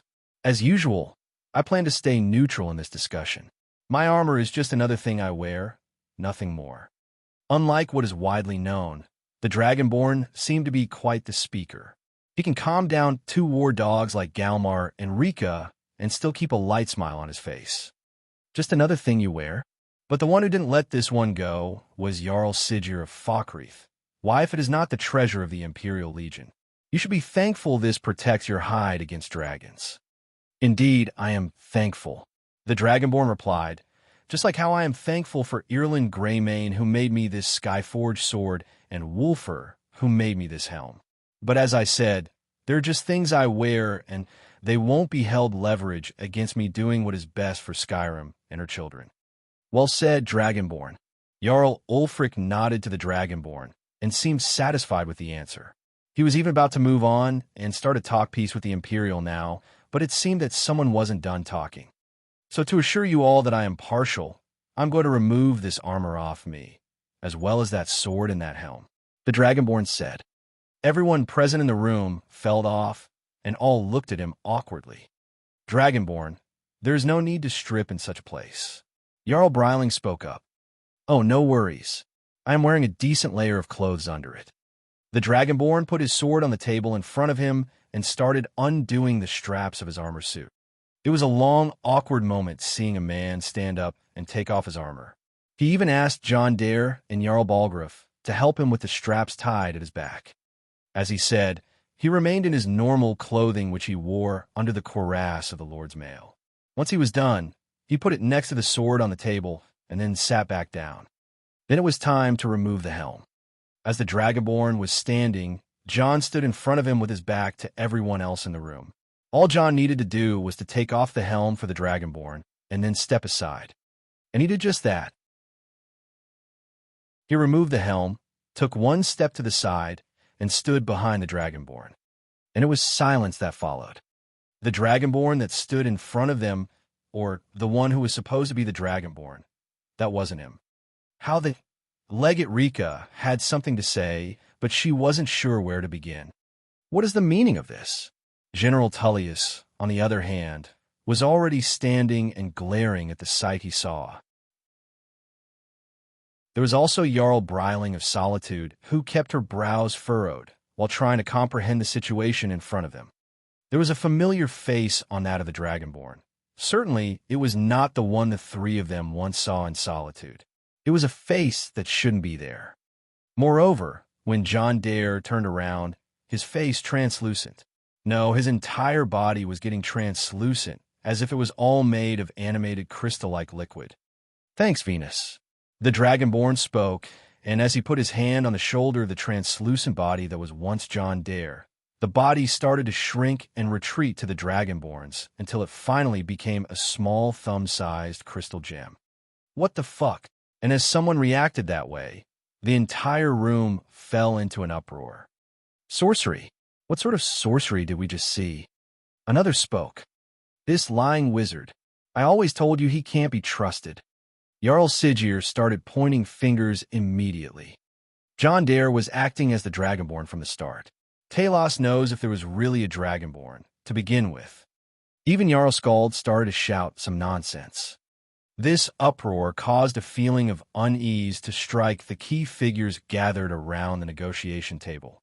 The general was looking left and right and expecting something to come up and attack them, and right opposite to him was Ulfric Stormcloak, who was calculating something in his head. If one was calm in this situation, one would see that only a few people were also calm. Jarl Balgruuf the Greater, Delphine, and Esbern of the Blades, and Master Arngeir. Those four were clearly aware of something. Ulfric Stormcloak was actually calm and caught on to the situation. Jarl Balgruuf the Greater was one of the first recorded people to recognize the Dragonborn to be one. The Blades had a reputation of being Dragonborn fanatics across history, and Master Arngeir is an elder of the Greybeards who are interested in guiding the Dragonborn. By default, the Greybeards should be aware of the true identity of the Dragonborn. The Blade should have done the impossible to contact him, and Jarl Balgruuf, who appointed the Dragonborn and John Dare as Thanes on the same day, should also be in on the secret. Damn, all Ulfric could do was exclaim. But Ulfric wasn't the only one who caught on to the situation. Ambassador Elenwen of the Aldmeri Dominion connected the dots together. She gathered a lot of information on the Greybeards and deduced that they are master of the arcane art of the voice, as well as many forms of spellcasting. In other words, the Greybeards are master and archwizards. Jarl Ulfric has stated that the senses of the Greybeards transcend falsehood and illusions. When that man walked into the monastery after me, he was addressed as Dragonborn. Elenwen thought out loud, but it was loud enough for some to hear her and recite what she just said. The Greybeards greeted John Dare as Dragonborn. Now that's something to disbelieve, something to fear, something to dread. John Dare is not possibly the Dragonborn. Or is he? No way. As if he needed more excuses to be more powerful. That's just a hoax. Everyone then turns to Master Arngeir so that he can tell them this is not true. Dragonborn. Master Arngeir spoke with a hint of impatience. I hope you are not gathering this council so that you can do your big reveal. Apologies, Master Arngeir. John Dare the Dragonborn replied with a faint smile. I simply realized that in order to gain the trust of those who are gathered here for peace, no more masks and false identities are needed. I should only offer them the truth. John walked back to his seat and put the helm of the Dragonborn between the Lord's mail and the Skyforged sword. And the truth is, John halted his words and looked up with his lips almost twitching into a full grin. I'm the Dragonborn. Chapter 704, Truce. Chapter 704, Truce. A timeout was needed only 5 minutes into the negotiations, and the negotiations haven't even started yet. The Stormcloaks and the Imperials had to retreat to a corner in the chamber each and kept eyeing one another, and the Dragonborn as well. It was chaos in their minds, and little could they do to organize themselves after this. On the Imperial side, Jarl Balgruuf the Greater was cornered by the other heads of the faction and was hammered with questions. How is it that John Dare is the Dragonborn? Haven't you witnessed the two men at the same time and appointed both of them Thanes? How many people know such a secret? How long were you aware of this matter? Why did you keep it from the Empire?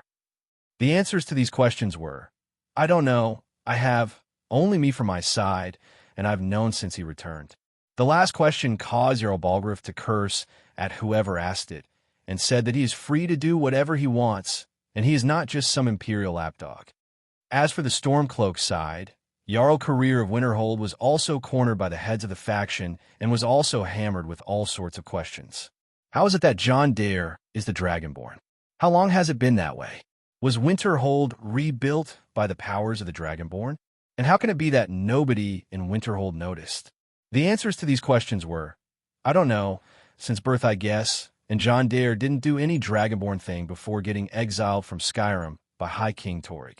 As for the last question, Jarl Career stated that in regards to how no one noticed that John was a Dragonborn, nearly everyone in Winterhold had a public hunch that John Dare and the Dragonborn were always one and the same, but nobody really talked about it. Just like how John separated between his identities as John Dare and Dragonborn, the people treated the two identities like so. That last part was something to really think about. John Dare was always considered the Dragonborn in the hearts of the people of Winterhold, and it was some sort of a public secret without any outsider being in on it, even without John Dare telling anybody he is the Dragonborn publicly. It's just something they all felt and never really discussed. Now that the two sides were done with the Jarls they were questioning, their gazes fell upon John, who was having an intense conversation with Master Arngeir. So you've done it, said Master Arngeir in a disappointed voice. The men of violence are gathered here, in these halls whose very stones are dedicated to peace. I should not have agreed to host this council. The Greybeards have no business involving themselves in such matters. John put on an awkward smile and spoke politely to Master Arngeir. Don't worry, I'll get them to talk peace. Peace? I doubt it. Master Arngeir shook his head. They may put their weapons down for a moment, but only to gather strength for the next bloodletting. They are not yet tired of war. Far from it. Do you know the ancient Nord word for war? Season unending, so it has been proven. But this is the only way to get Balgruuf's help, John said with a tired face. Yes, which is why I allowed this violation of all our traditions. Master Arngeir nodded, then continued, but regrets are pointless. Here we are. Let's return to the council table and let us see what wisdom we can find in this madness. John didn't say anything back and returned to the southern seat where he used to sit. Right in front of him, he could see that Ambassador Elenwen hadn't moved from her place all the time with the blades being suspiciously absent. John closed his eyes and spread his magicka secretly to survey the place before discovering that Delphine and Esperin seemed to have used this chance to spy at the Greybeard's abode and look for something. John sighed in his heart since he was warning Delphine not too long ago about acting stupid, and she seemed to have stopped fearing him or something. Those blades are as mindless as they come, and their hatred towards Dragon, which is not even theirs, drove them to go against his commands. Nefertiti, go capture them and return them here. If they show resistance, kill Delphine. John spoke boldly before the shadow of the cat left his shadow. Looking left and right, John saw the eyes that were staring at him. Definitely, he was currently the center of attention. In response, he held a tankard that was labeled with the DTC insignia, which was filled with liquor, raised it once to the Stormcloaks, then once to the Imperials, and drank it all before slamming it on the table and causing cracks to form where it was slammed. To peace, he said, and sat down looking up with total arrogance. It was another way for him to tell them to sit down, or else. The factions didn't seem to be going to come right away, but they started to return one by one. This time, the order of his seats has shifted quite wildly. At first, John occupied 2 seats for himself, but now since the one acting to be John Dare was Venus of Lust and was retracted, Jarl Lela, lawgiver of Riften, was the one sitting next to John. While on the Imperial side, it seemed that the Imperials had pressured Jarl Balgruuf the Greater to switch seats with Jarl Breiling of Solitude. Those 2 ladies were the first to sit after John's invitation, and right at the same time, the 2 turned to talk to him. Thane John, Lord John. Seeing that they were singing the same tone, Jarl Breiling and Jarl Lela barely looked at each other and didn't plan to go head-to-head despite being enemies. Their aim was John Dare, and they wanted information for their faction. Ladies, John, on the other hand, seemed rather willing to entertain the 2 older women. We have known each other for a short time, my lord. I feel it would have been very fortunate for me to meet you where you grew up at Honor Hall, but destiny got its way. Jarl Lela spoke. Destiny always gets its way, John replied, but thanks to your wise rule, Jarl Lela, I've grown up in a safe and prosperous environment. Awkward. Jarl Lela's face went dark while Jarl Breiling turned away to fake her sudden burst of laughter into a cough. Riften isn't a child-friendly environment by all means, and John was just nasty enough to rub it all over Lela's face. While being a little bit inappropriate, Jarl Breiling decided to hold her laughter and support the cause. I've heard the stories about your parents, Thane John. Jarl Breiling spoke. Once you were prophesied that you will bear 3 Elder Scrolls, it was quite the predicament, especially where you were born. You seem to have done quite the research. John confirmed what Breiling said. It was really inspiring how much they sacrificed to get you back to Skyrim and hide you in Riften. Their wisdom was immense and can't be refuted now when one looks at how things turned out. Indeed, John nodded. Breiling's statement regained Jarl Lela some composure, and the 2 pressed further on. So, Jarl Breiling cleared her voice. I remember you were being called a taboo child by the clans that were enemies to the Firemane clan. A Thalmor slanderous lie. Jarl Lela took the chance to put her opinion on the matter. They have always insulted everything Nord. They called Skyrim's young Dragonborn such heresy. Jarl Lela didn't even stop there and kept staring fiercely at a Lenwyn of the Dominion all the way across the room. So, you were always the Dragonborn? Jarl Breiling asked as she finally stopped beating around the bush. I only awakened as one last year, but yes, you can say I've always been one. John replied. How splendid. Jarl Lela leaned closer. That makes you the 4th Dragonborn after St. Alessia, Remand Cyrodiil, and Talos Stormcrown. Lela was obviously insinuating that John has a claimant over the Imperial throne. Indeed I am. John buffed his chest up and acted haughty and proud. Thane John, I think what Jarl Lela was trying to say is that you are equal to them in honor. Jarl Breiling tried to dissuade John from listening to Lela. Of course not. Jarl Lela denied what Breiling said. Well, maybe Talos has become divine and conquered all Tamriel, but he wasn't known to slay dragons. Neither Remand nor Alessia. As the 2 ladies seemed to have started this conversation as allies, they started bickering not long after. Women, John exclaimed and chuckled before taking a long, loud sip of his mead. He is having fun, that's for sure. He has the power, the manpower, the money, the support, the public opinion, and even the blessings of the divines at his back. Can he be swayed easily by anything? Jarl Lela was one of the few influential people who never had direct dealings with John Dare. She has heard of his actions just like all the nobles of Skyrim, but wasn't really involved with him since Riften was out of John's influence until Maven was chased out. Now that she was thrown by Ulfric to test the waters with John, she was a victim of John's mockery and trolling. She thought she would be so smart if she waved the idea of taking over the Empire at him, but she was the least unaware person of how incompetent she is. On the other hand, Jarl Breiling, who was never a Jarl candidate in the game, was made Jarl by John's efforts and was very well aware of how deep John can go with his schemes. Today's affairs happened when John wanted to lead them by the nose, and he showed how he simply can do so. The Empire is interested in your agenda, Thane John.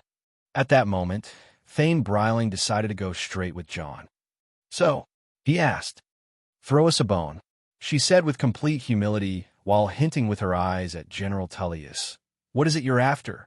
Jarl Lela looked at John and waited for the answer as well. John put his tankard back and cleared his throat. "I'll be clear. My goals aren't completely selfish this time around.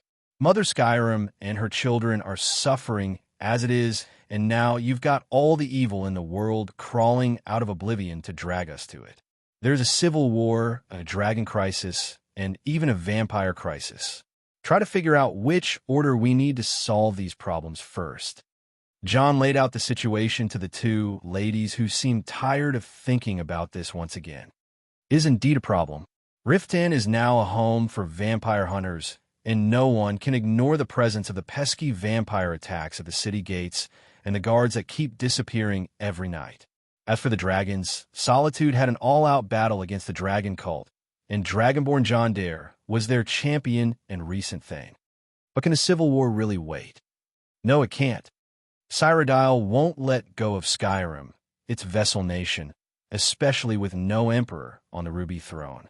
The lawmakers of the Empire and the Elder Council are all in total support of this war against the rebels. The Emperor's death in Skyrim was seen as a large incident in all parts of the Empire. It demoralized the Legion quite greatly, but since when was the death of a single man something that would stop a war of such scale where hundreds and thousands of men die every day? On the other hand, the dragons haven't been seen outside Skyrim, yet since their goal is to cause more lives to be lost in this war for Alduin to feed on. These are two imminent reasons why any of the three problems can't be put before the other. In the end, the two ladies took what John said to their respective faction members, and all returned to the table once again, stopping the war to deal with the dragons. Ulfric immediately started talking. Why would one go before the other? Tell us, Dragonborn. All right. John stood up and seemed more serious than ever. I have been preparing Winterhold to be a shelter for the people from the war and the dragons. I have succeeded to do so. I put all my efforts to make this silly war of yours 10 times harder. To keep it going, I have succeeded to do so. John's words were very infuriating since he admitted what he was doing all along. He is the real reason why all the war provisions are extremely expensive, and it made Ulfric seem fuming as he heard that. But that success was temporary. John kept going. "Y'all motherfuckers really want to kill each other so bad you'd start throwing rocks if your quivers go empty." "Well said, lad." Agreeing with John, Jarl Idgrod Ravencrone of Mordhau spoke up, which made John turn and do a nod bow to her with his head. To answer Jarl Ulfric's question, the reason why the war and the dragon raids can't coexist is something I have explained to Jarl Balgruuf the Greater when I visited him a few days ago. There's a particular dragon we are going after, and it has to be in Whiterun, to be exact, the city of Whiterun. As John said that, the room got noisy all of a sudden, and the people started talking. Some felt anxious, and some said that John is talking nonsense. Silence. Master Arngeir simply spoke, and his voice was strong enough to suppress everyone else in the room. "Dragonborn, Jarl Balgruuf, can you two explain what you have agreed on?" Jarl Balgruuf stood up. "Thane John visited me a week ago with a plan so insane it would make the mad god cry." Jarl Balgruuf spoke in vexation, according to the tales of old. One-eyed Olaf has captured his foe, the dragon Numinex, in the castle of Dragon's Reach, which was built to be a dragon trap. That's true. Ulfric asked, hasn't he slain the dragon on Mount Anther? It's one-eyed Olaf. He could have slain it in his dreams for all we know, but we have the skull of the beast mounted above my throne as a witness. We also have the dragon trap mounted to this day, and it is functioning. Jarl Balgruuf explained. And why would you want to trap a dragon in a castle? General Tullius directed his question to Jon. As far as we are aware, you have been witnessed slaying 9 different dragons just fine. What I want is a captured living dragon. If I can have one, I can get to the leader of the dragons. Jon said before elaborating to Tullius, the black dragon from Helgen. Jon's last sentence caused 2 notable men in the room to shiver for just a moment. Those were Ulfric and Tullius, the 2 men who were there when Alduin showed himself to the world. They even looked at each other for a moment there before getting their shit together. That dragon, you claimed it as Alduin from the stories? Jarl Ulfric asked. Yes. Jon nodded. And the stories about it? Jarl Igmund asked from the back. That he once shortened the lives of Nords to 6 years? That is the reason why Nords can't live as long as elves? Jon asked with a sky smile. Jarl Igmund nodded, fearful about the answer. The other Jarls scoffed at him for being superstitious, and an obvious laugh came from Elenwen's direction, who showed clear scorn towards the Nordic stories. All true, Jon replied. His words caused the hearts of all those who scoffed at Jarl Igmund's question to sink. The look in their eyes was that of real fear. As much as I hate it, I brought 2 dragon experts with me here to confirm my words.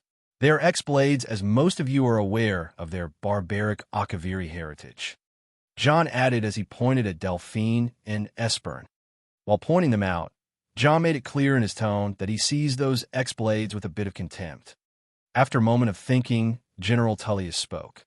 So, in other words, you need us to stop the war so that Jarl Balgruuf agrees to let you use his castle to catch a dragon without worrying about anyone trying to take over his land while he is busy trapping the beast. Precisely. Jon nodded. Then he shouldn't worry from our side. The general said, Whiterun is imperial territory and we protect our assets and agents. If manpower you need, we are ready to assist Whiterun even with their dragon folly. What you need to do is to convince the Stormcloaks. While adding pressure to the words, assets and agents, Jarl Balgruuf turned his head away and seemed awfully dissatisfied. Jarl Ulfric. Jon turned. The dragons are a real threat to Skyrim at this rate. Even more of a threat if Thane Jon Dare sees them as such. Jarl Ulfric said, While our causes may differ as Jarl and Thane, I will honor your call as Dragonborn and accept the truce. Still, the traditions must be upheld. The traditions, here they come. These are not just some Nordic traditions, either. These are Tamrielic war traditions. Fine. Jon clasped his hands as he was very eager for this part. Let's begin the exchange.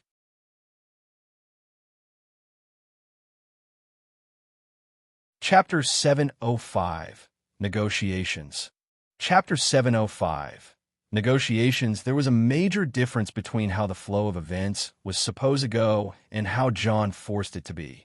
In the game, the Dragonborn and Parthernax go against Alduin together when the Dragonborn learns the Dragonrend shout, the ultimate shout that can slay Alduin, while the battle flows in the favor of the Dragonborn and Parthernax. Alduin proves to be very powerful and resists the temporary mortality that is caused by the Dragonrend shout. As the battle goes nowhere, Alduin leaves and goes to rest in his hideout. Jon skipped that part since Alduin didn't show up to begin with. With the rise of the dragon cult, Jon wasn't sure how exactly it was all working from the inside of the cult, but for the most part, Alduin won't bother coming out before he gets strong enough. While that is happening, Alduin would leave his horde and cult the mission of increasing the number of war casualties. All Jon needed to do was convince the lords and ladies of Skyrim that all war casualties must be avoided since it is making his job harder with more dragons resurrecting as Alduin gets more power.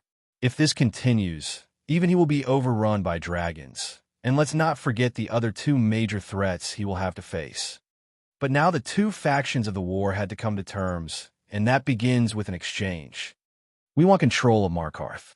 That's our price for agreeing to a truce. Jarl Ulfric made a demand. This is outrageous. Jarl Igmund of Markarth flew up in rage as soon as he heard what was said. You want my city? Come and take it, you mad man. Ulfric, are you trying to insult the Greybeards by using this council to advance your own position? After Igmund, the dissatisfied Jarl Breiling of Hafengar spoke up. Jarls, I'll handle this. General Tullius spoke up and tried to calm the people on his side while taking lead in the conversation. Is that how the Empire rewards us for our loyalty? Even the neutral Jarl Balgruuf felt threatened and opposed the idea of hearing such demands. I said I'd handle it, the general said before turning to Ulfric. Ulfric, you can't seriously expect us to give up Markarth at the negotiating table. You hope to gain in council what you've been unable to take in battle. Is that it? Calm down, please. Master Arngeir spoke up and his voice filled the room once again. I'm sure Jarl Ulfric does not expect something for nothing. Yes, that'd be entirely out of character. Legate Rika mumbled sarcastically. This is unbelievable. Outrageous. I can't believe we're discussing this. The Jarls on the Imperial side were so afraid of getting their holds treated as bargaining chips by the Empire and opposed this situation fiercely. General Tullius couldn't take this situation and shouted at them. Enough, the general said and banged his hand against the table. First, let's be clear. This council wasn't my idea. I think it is a waste of time. The Jarls quietened down as the general seemed to be willing to go ahead with politics. The war was already costing them too much, and John Dare made it clear he is the reason why the war is this expensive, and he won't stop until the war stops. It was a matter of peace to him. On the other hand, Jarl Ulfric won't calm down until he gets Markarth. His reasoning is that he was the one who liberated it from the Reachmen, but still it was taken by the Empire, and he was disgraced despite his reputation as the Bear Markarth. It was a matter of pride to him. In front of those two rivals, the general had to play along and at least see where it goes. One can act dissatisfied at any given time and leave the negotiations anyway. For that, the general had to be clear on this with all the people around him. Ulfric, you are a traitor to the Empire and deserve a traitor's death. If not for the Dragon of Helgen, the war would have long since met its conclusion. The general spoke clearly to assert his position, but since this whole thing with dragons is closely related to the war, and since we ran head-to-head with the dragon cult at Solitude, I am willing to at least negotiate in good faith. The general then turned to John.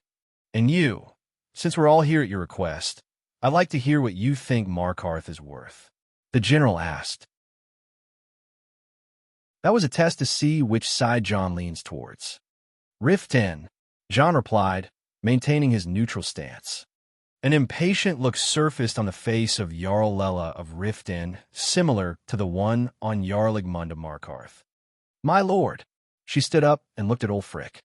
Ulfric looked back at her calmly and politely signaled her to sit back down. She had a shaken expression as she looked at John, who didn't show her any hint of sympathy. On the other hand, General Tullius started analyzing what John just offered him. The rift would help secure our communication with Cyrodiil and threaten Ulfric's southern flank. The general said. It wasn't a bad deal. Ulfric didn't seem happy all of a sudden as he glared at both John and Tullius. What's with you, Ulfric? General Tullius asked. The Dragonborn has treated both sides fairly, but now that I look at you, this doesn't seem to your liking. Ulfric didn't reply to Tullius' provocations and calculated his words before speaking. You heard the man. Tullius, we made you a fair offer. The Dragonborn has spoken. Markarth will be ours. Now we'll see if there's anything behind your talk of good faith. Ulfric replied while bouncing on the wind he so eagerly wanted. General Tullius sighed. You've been fair to us, Dragonborn, he said and turned to Ulfric, but I now see that this is not a negotiation at all. Hold on right there. Jarl Igmund stood up and walked ahead to the negotiations table. Who said you have the authority to hand over Markarth? No Jarl shall agree to such a thing. Damn right. Jarl Balgruuf agreed as he glared at the general. Mara's mercy. Jarl Idgrod shook her head and seemed saddened by the unwanted development. While Jarl Breiling remained silent, It was Jarl Sigir who sided with the general. Both of you, have you lost your damn minds? Jarl Sigir faced both Jarl Balgruuf and Jarl Igmund. You want to show a fractured front against the Stormcloaks? Whatever the general says, you just have to suck it up and trust in the victory of the Empire. While on the other side, Jarl Lella was having a similar conversation. Jarl Ulfric, I do respect your judgment, but not Rift Inn. That's my home, my fathers, and my forefathers. I can't just hand it over. Lella. Ulfric tried to gently persuade Jarl Lella, but before he could speak, someone interrupted him. Damn woman! Jarl Skald the Elder threw his tankard towards Lella's feet. You think your city of thieves, which wasn't even controlled by you, would be any good to the Empire? Shut up, and let the men handle it. You shut up, you old Skald of woe. Jarl Lella shouted back at Jarl Skald. Jarl Skald was momentarily stunned when he was just called an old Skald of woe, but as he was just going to recite the codex of Atmarin insults to Jarl Lella, Galmar's stone fist stood between the two. You two are in High Hrothgar, if you need to be reminded what that means. Galmar seemed as if he was a second away from killing the two Jarls. You, don't speak unless you're invited to, and you, put some trust in our liege and lord. As his words shut the two Jarls up, Ulfric sighed and remained silent to show a united front. But on the southern seat of the table, John Dare was gleefully smiling. You're happy now, Dragonborn? Master Arngeir spoke to John as he wasn't really looking at anyone except John this whole time. John was smiling. He didn't stop doing so. Everyone could notice that now. They all went silent, waiting for him to act. Excuse my rudeness, Master Arngeir, John replied, but his smile hadn't gone down one bit. I was just amazed at how predictable those bunch are. They are men of war. Greed drives them. What is amazing there is to predict? Master Arngeir asked. It's not my first time playing this sort of politics, but they are easier than ever. John laughed. Allow me to fix what they keep breaking. Master Arngeir closed his eyes and sighed. John was naturally going to have his way anyway. May I suggest a different solution to this dreadful exchange you two are coming up with? John asked the two sides. A solution, he said. John's solution was one of two things. He either would make them do something that would completely stop the war and put a halt to their conflict, or he would just make himself a ton of profit while coaxing them to pass some policies he wants. Or both. Do we have to give you some mining rights somewhere? General Tullius asked. No, John replied. And the war won't be crippled? Jarl Ulfric asked. No, John replied once again before raising his index. I dare say, I'd actually be sacrificing some influence and assets, and you'd be regaining more combat strength to your armies. John sacrificing his influence and assets for their gain while giving their armies a breather? That's exactly what they needed. That's ridiculous. But someone interrupted, and it was none other than Ambassador Elenwen of the Almarai Dominion. John Dare is always a man who would offer with one hand and pickpocket with the other. You'd be fools to believe whatever he says. As Elenwen bounced on the talk for the first time, Jarl Ulfric was swift to intercept her words. Elf, you're only here to observe. I swear to Talos if you speak one more time. Ulfric shouted with a voice that echoed across the halls of High Hrothgar. Oh, why the hate, Ulfric?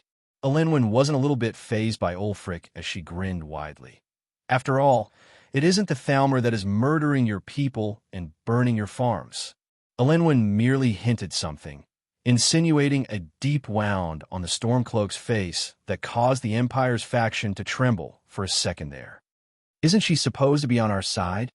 Legate Rika glared at General Tullius, the one who agreed to let her sit on the table. Elenwen, one more word, and it will be me who chases you away, not Ulfric. But the general was calm as he immediately showed that he can go against that missive he received from the Elder Council. Elenwen was amazed by Tullius' will to defy direct orders, but she has already thrown the bait, and the Stormcloaks gladly took it. The Thalmor bitches raises a good point, though. Galmar's stone fist spoke. In addition to Markarth, we want a public apology from the Empire for its war crimes. War crimes? Legate Rika questioned in disbelief. Go on, Ulfric.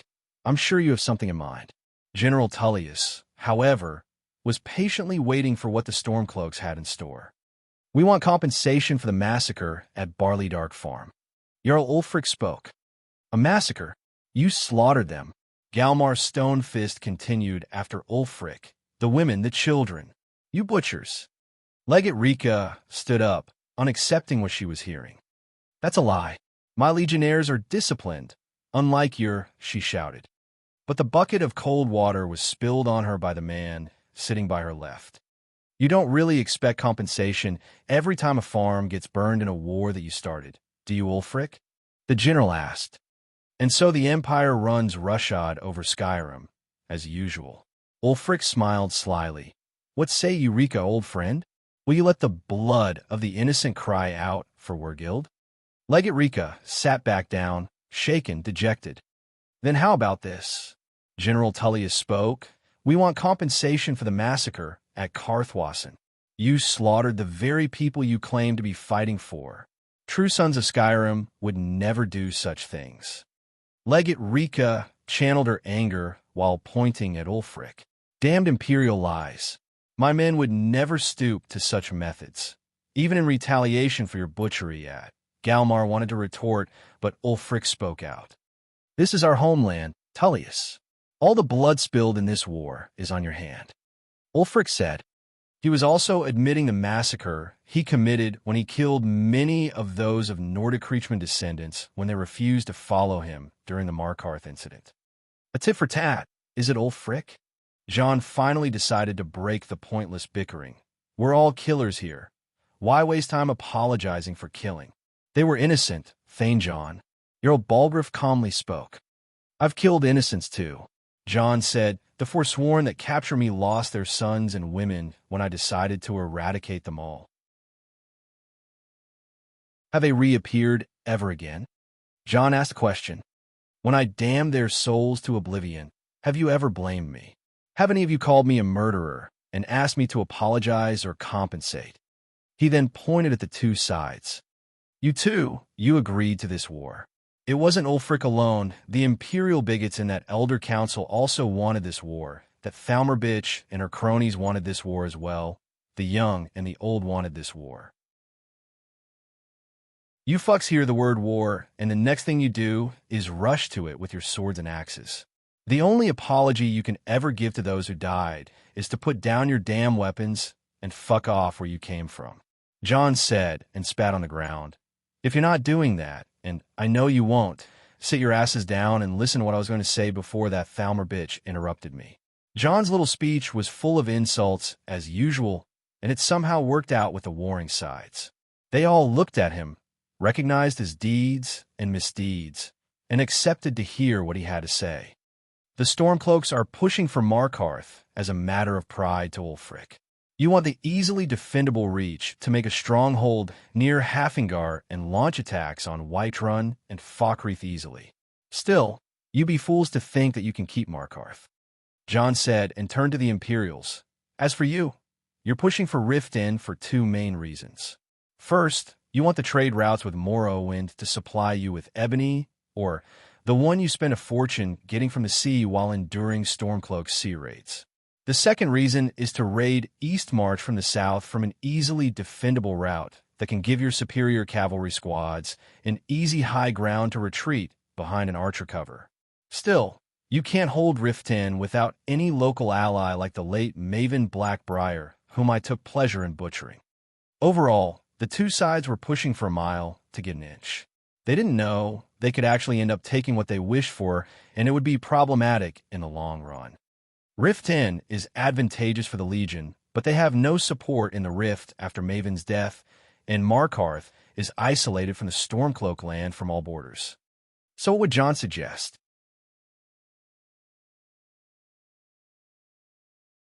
Chapter 706, John's Suggestion. Chapter 706, John's Suggestion. So, what would John suggest?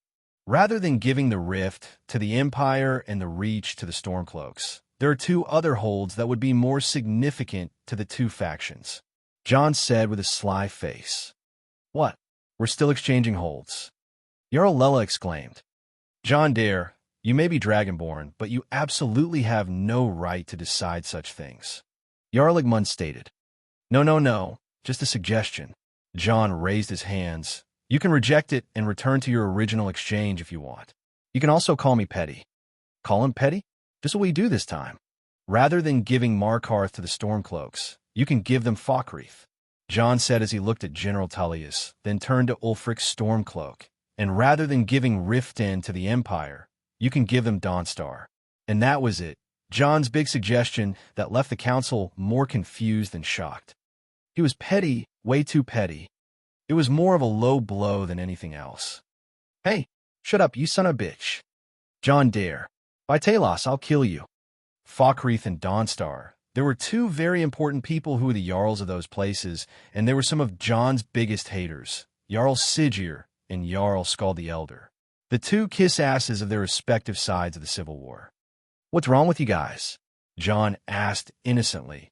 I thought you were just convincing Jarl Igmund and Jarl Lela to give up their positions for the greater good. I told you to shut up. That's not your place to decide. Jarl Sigir shouted as he pointed with hate toward John. Goodness, John sighed. Don't you trust that General Tullius will eventually get your hold back to you? John's words were stinging and made both Sigir and Skald the Elder rack their brains for a comeback, but there was nothing. Exchange the Pale for Falkreath. Yet Ulfric's Stormcloak was right to their rescue. Why would you think we want any of that? Because of the advantages you will have from Falkreath and the advantages the Empire will have in the Pale. John said. And they are? General Tullius asked. For the Empire, you only have Solitude as a port in the Sea of Ghosts while the Stormcloaks control their own dockyard of Windhelm in addition to Winterhold and Dawnstar. For Skyrim to trade ebony, you need to either go through me in Winterhold or venture into the Sea of Ghosts past all the Stormcloak blockades to get it. By eliminating one dock for the Stormcloaks, your way to Morrowind will be much easier, and you'll gain a fully equipped port in Dawnstar. Maybe you could have done the same in Riften, but we all know that ships are way faster than caravans, and even if Riften gives you the advantage to have a secure road behind MT Snowthroat, the rift itself is way too treacherous for your patrol to secure it when the Stormcloaks can simply hide anywhere. Moreover, you have no influential allies there after Maven's death, so the Pale was more advantageous to the Empire than the Rift, according to John. While Dawnstar is way smaller than Riften, its barren wastes of snow are actually ideal to spot any Stormcloak army from miles away and prepare for it. As for the Stormcloaks, Falkreath is the only land route for the Imperial Legion of Skyrim to retreat back to Cyrodiil.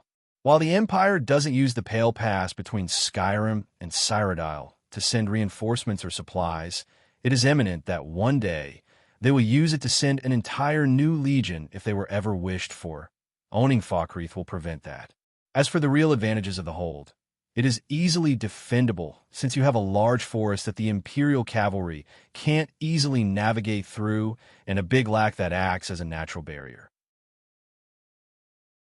In addition to that, you have only 4 ways to access Falkreath, and if you were to rebuild and control Helgen, you'll have a fort that can block 3 of those 4 ways in.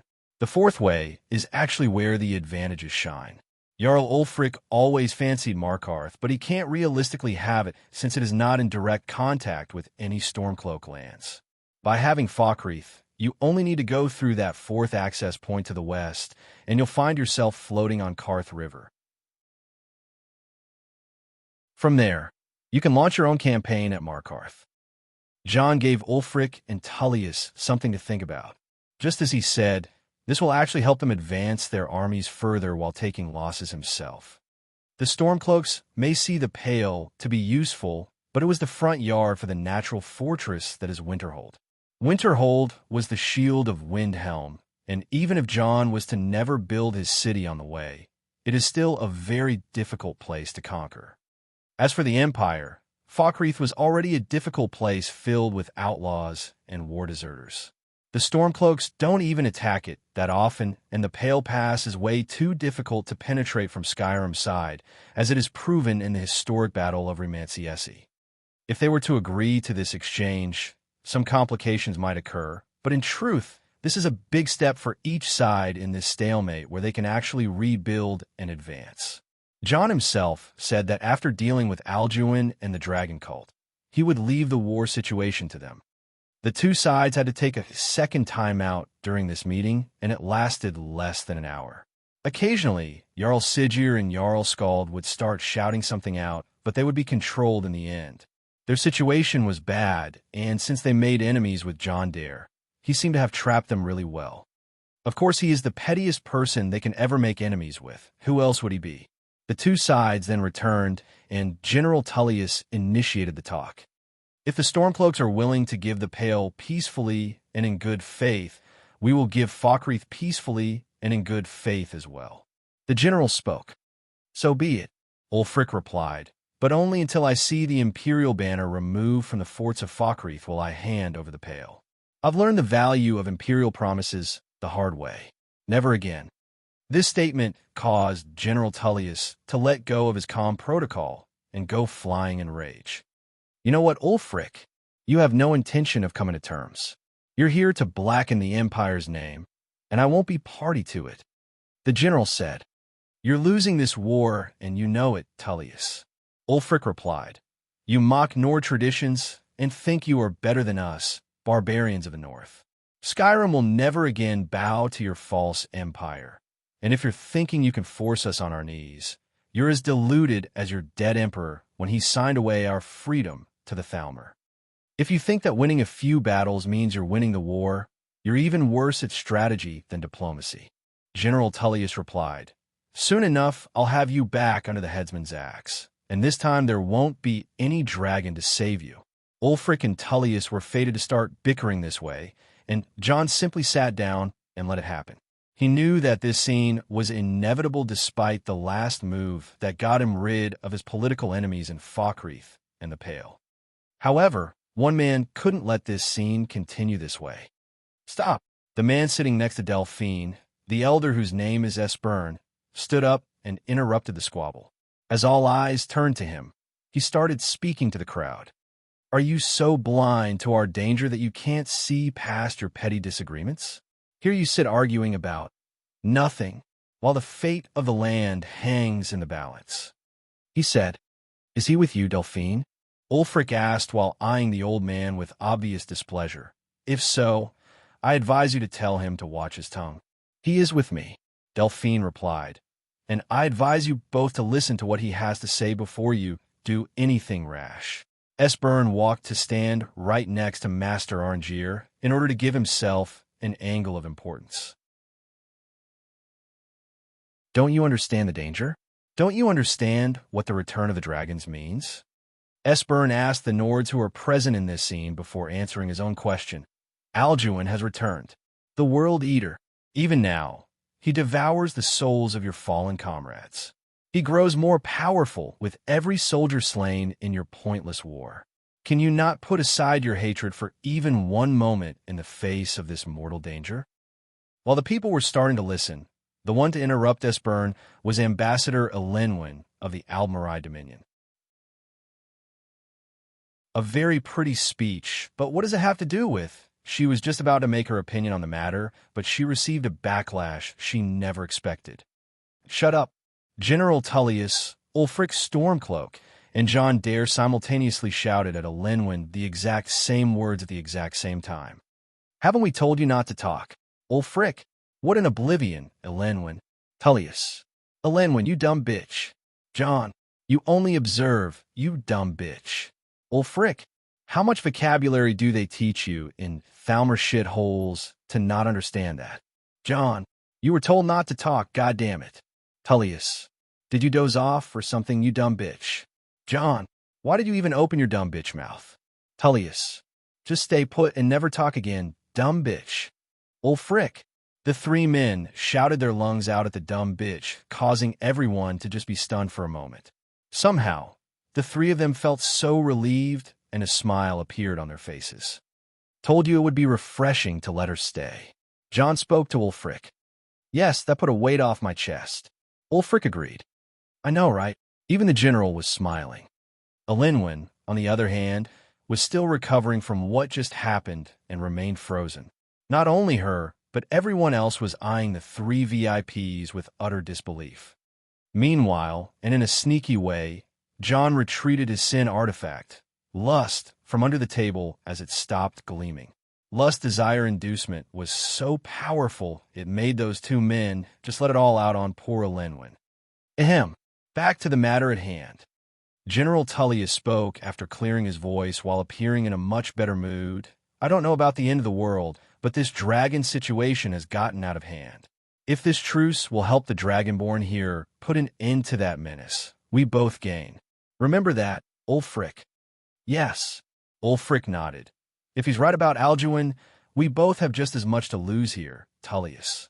Nothing like a Thalmor dumb bitch to bring us humans together, John was pleased seeing Ulfric and Tullius come to terms.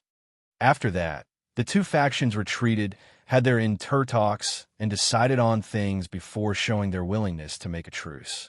John and Esbern had to explain to each side the situation with dragons and how they are actually a threat to end the world.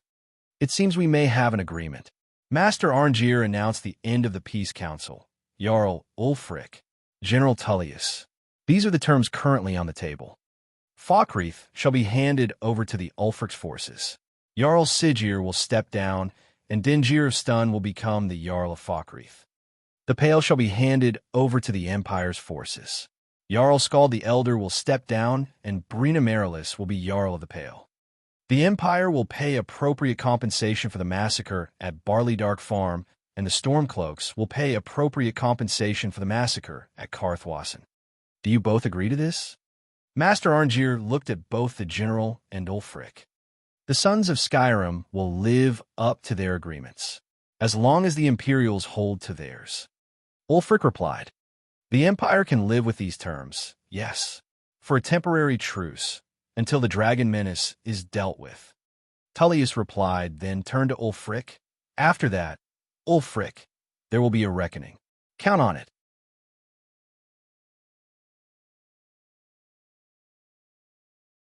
Chapter 707, Grand Thane.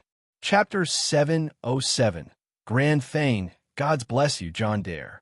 Dragonborn, you're a Nord hero, and you deserve all the blessings of the divines. Dingir of Stun hugged John Dare so tightly like a kid hugging his parents with a smile from ear to ear. Thank you, Jarl Dingir. Falkreath has regained its stout defender. John tried to get away from the short ball man's hug, but it was just getting awkward. I hear you become Thane in Solitude and Whiterun. Now you're only a Thane in one Stormcloak hold that is Winterhold, the one you really care for, I know, but that won't really do. Jarl Dingir said. It seemed that the short Jarl Dingir, who just regained his Jarl title, had intended to do something fun. He jumped on the table of the negotiations and announced it to all the noblemen present in the meeting as it was finally over. Everyone listen to me by Talos. I, Dingir of Stun, Jarl of Falkreath and a follower of Skyrim's true High King, Ulfric Stormcloak, take my first action as Jarl of Falkreath and appoint the Dragonborn John Dare as Thane of Falkreath. To this sudden announcement, all the Jarls and headmen present in the hall were in awe, and most, if not all, congratulated John Dare and Jarl Dingir. With this, the Empire holds had no advantage against the Stormcloak holds with their luck in the Dragonborn. He is Thane in 4 Nord holds, 2 of the true sons of Skyrim and 2 of the Empire. Dingir of Stun added proudly while considering himself the one who brought this equalizer. Thane John, I hope we work together in rebuilding Helgen and doing what's best for the people. Thank you, my lord. John thanked Jarl Dingir and accepted the new position given to him. No, that won't do. But someone interrupted the moment from the Imperial side. It was Jarl Brina Marilis of the Pale, the replacement for Jarl Skald the Elder. What's wrong, Brina? Dingir asked. You may hold the respect of a veteran, but that gives you no right to question my decisions, even if you were Jarl. I'm not questioning your decisions, Dingir. It is your family's hold, and you can burn it to oblivion for all I care. Jarl Brina replied, but you were mistaken when you said that Thane John Dare is Thane to 2 Imperial holds. He may be Thane in Whiterun, but Jarl Balgruuf only sits with the Empire, but he always considered himself neutral to this war. As Jarl Brina said that, everyone looked at Jarl Balgruuf, who didn't really deny it. He doesn't like the war. He chases out the Thalmor whenever he can. He still worships Talos, and he doesn't allow the Imperial Legion to have its way in the city of Winterhold. Brina was right. She stood among the Empire's faction and called out to John. Thane John, Dragonborn. May I ask you a question? Brina spoke. Go on. John nodded. You promised Jarl Dingir to aid Falkreath. I think that's noble of you.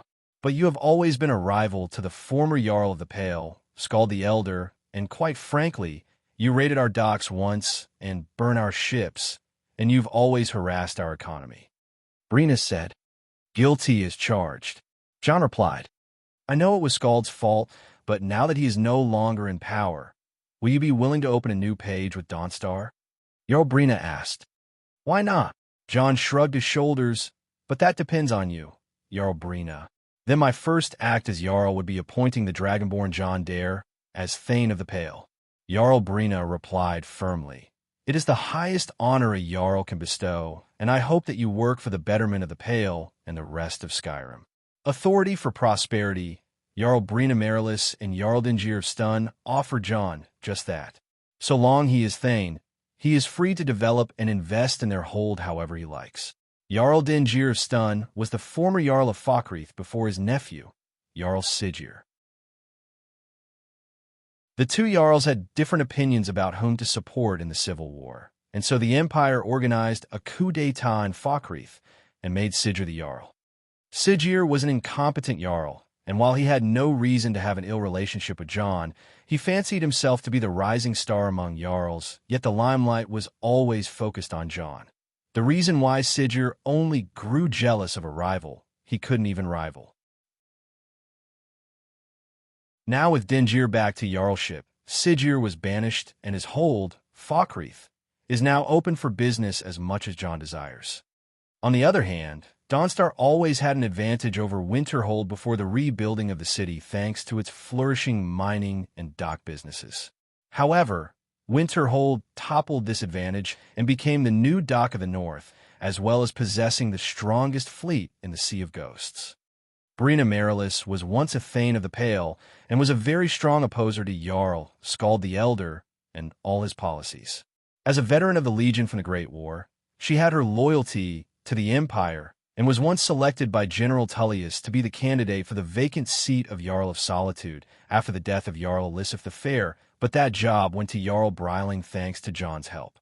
All in all, Brina Marilis was a straightforward woman and sought immediate friendship with the Dragonborn John Dare, even if she was once his political opponent.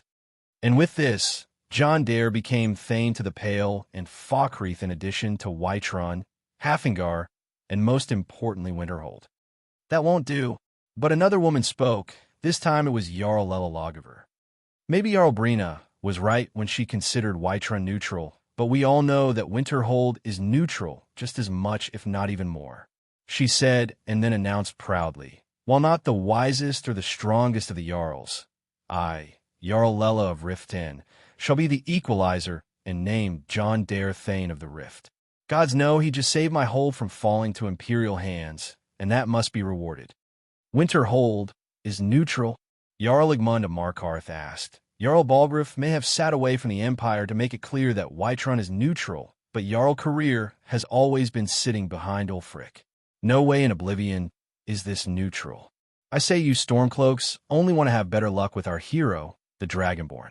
Thus, as a gesture of gratitude for not allowing Markarth to fall into rebel hands, I named John Dare Thane of the Reach. And another 2 holds went under the wing of John Dare.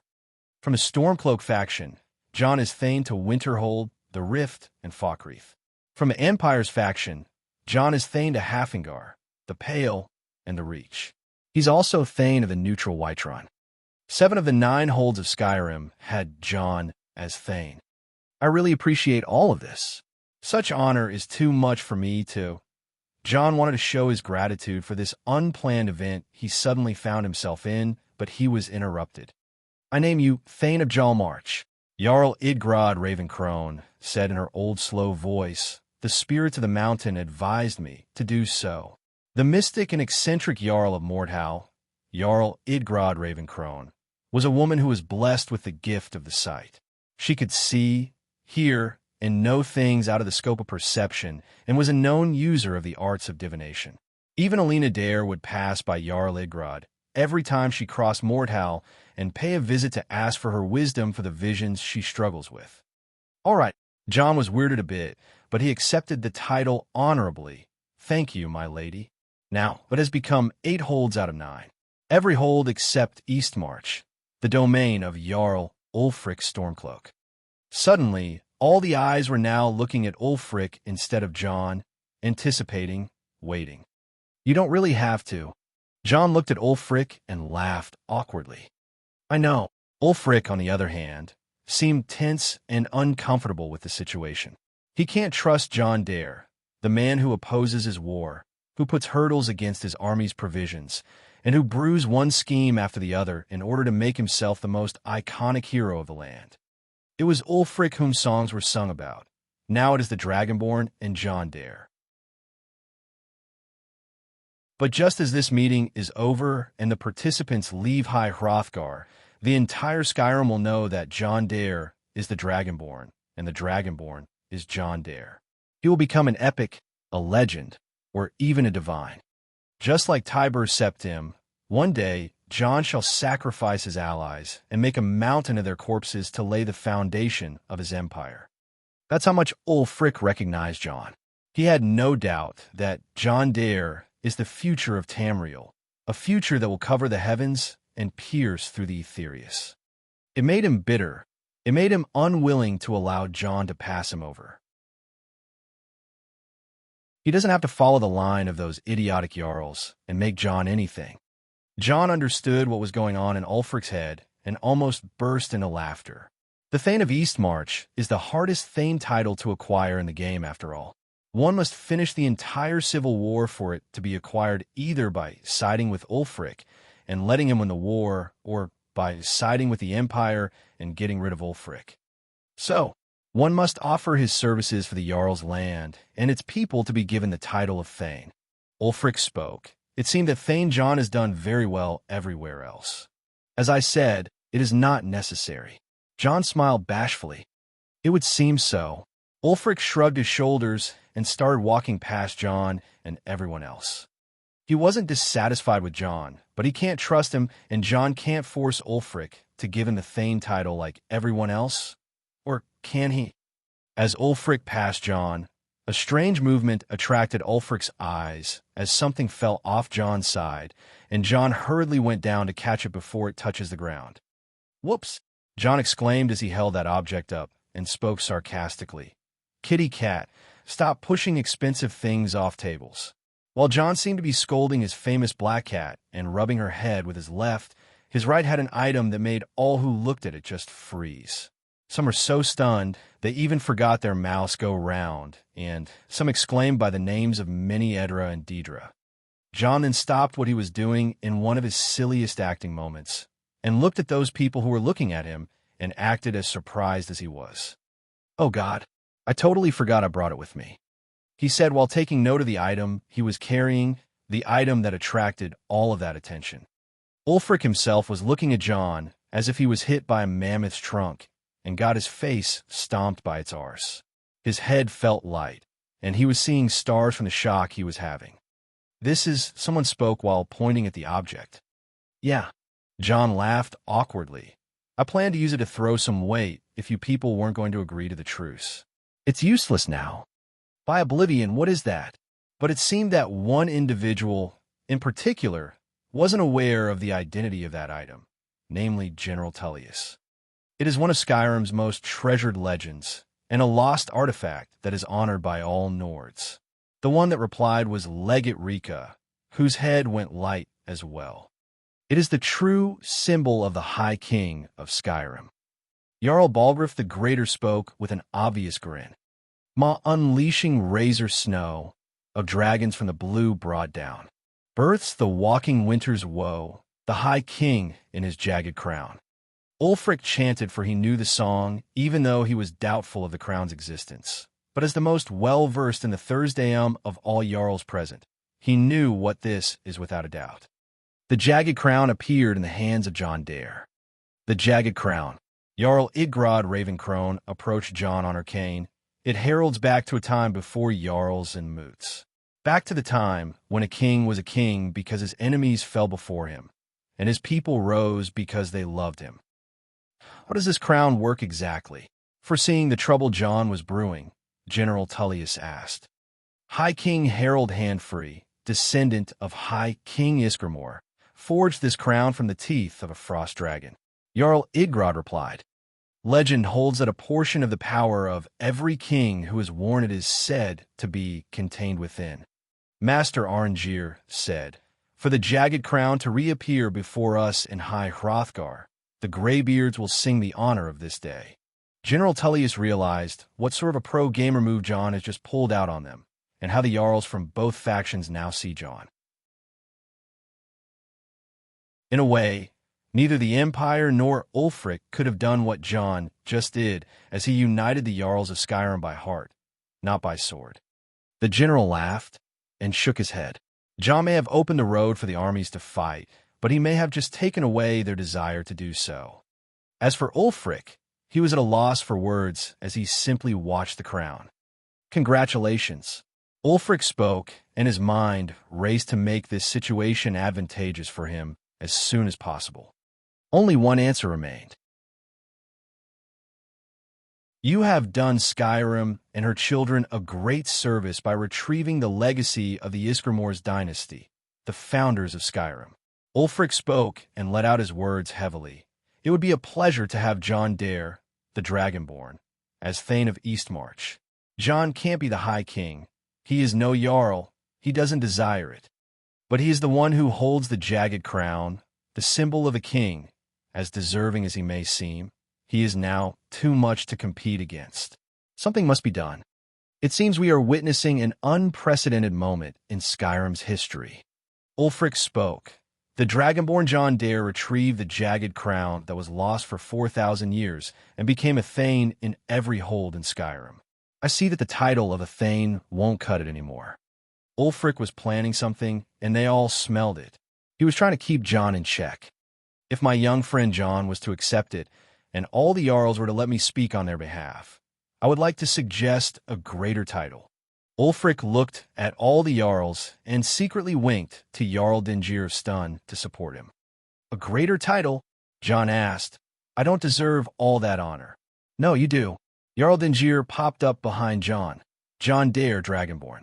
Since the jagged crown is in your hands, and you don't desire to be High King, then one day after this war, you will decide who the High King is to be. John wanted to shout, you sly bastard, but he was actually enjoying where this is going. It seems that Jarl Dingir is a sly fox and has a head for politics more than Ulfric and the rest of the goat-headed Stormcloak Jarls. That's too much duty for me, John implored with an awkward smile. The Dragonborn Emperor always assigned Skyrim a High King via the result of the moot. Jarl Dingir of Stun said, you are no emperor yet, but you are a Dragonborn. You should keep the crown until a king is appointed, an honor to Skyrim's traditions. The sly Jarl Dingir hid the word yet to provoke the Empire's faction, but he made a point to which all Jarls agreed. What say you, my lords? Jarl Dingir asked the other Jarls, should the title be Thane Regent? Regent is a title that was imported from Akavir in the Second Era, and it meant for a man to rule a kingdom or an empire at the behest of its absent or incapable monarch. Jarl Dingir slyly added Thane to Regent in order to make it clear that John is merely a Thane who holds the crown until a High King is apparent. But it seemed too official for John's taste. Jarl Ulfric suggested a title greater to a Thane. Master Arngir interrupted the talks. It would be an honor to consider my simple suggestion and turn it into Grand Thane. Grand Thane. Not just any Thane, but a Grand Thane. The Grand Thane of Skyrim, the Dragonborn, John Dare.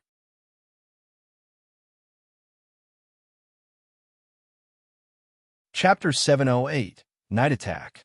Chapter 708, Night Attack. The night was long and full of terrors. Winterhold was sleeping soundly, and Neo Sarthal had started its curfew a little bit earlier than usual. Yesterday, a corpse was found drained of blood, and the culprit was being hunted since sunset. Since it is a vampire, People started hanging braids of garlic at their windows and doors and would toss anyone they meet in the street a silver coin before interacting with them. While silver coins and garlic braids were the most affordable anti-vampire solution, those who could afford it would purchase divine amulets that ward off evil and hang it behind their doors. It was weird how prepared the people of Winterhold were. These countermeasures were widespread the moment it was announced that a vampire had attacked someone outside the city. What was even weirder was how the Dare Company had managed to keep the Dawn Guard in check. In the rest of Skyrim, the Dawn Guard were acting a bit wildly, especially in Riften and Falkreath, where the vampires are running the scene. But in Winterhold, the regulations taken by the Dare Company and the guards were too severe that on two separate occasions, a vampire was found dead in the streets where they found nowhere to run from the pursuit of the guards, and ended up either dying to sunlight or burning by a thrown torch.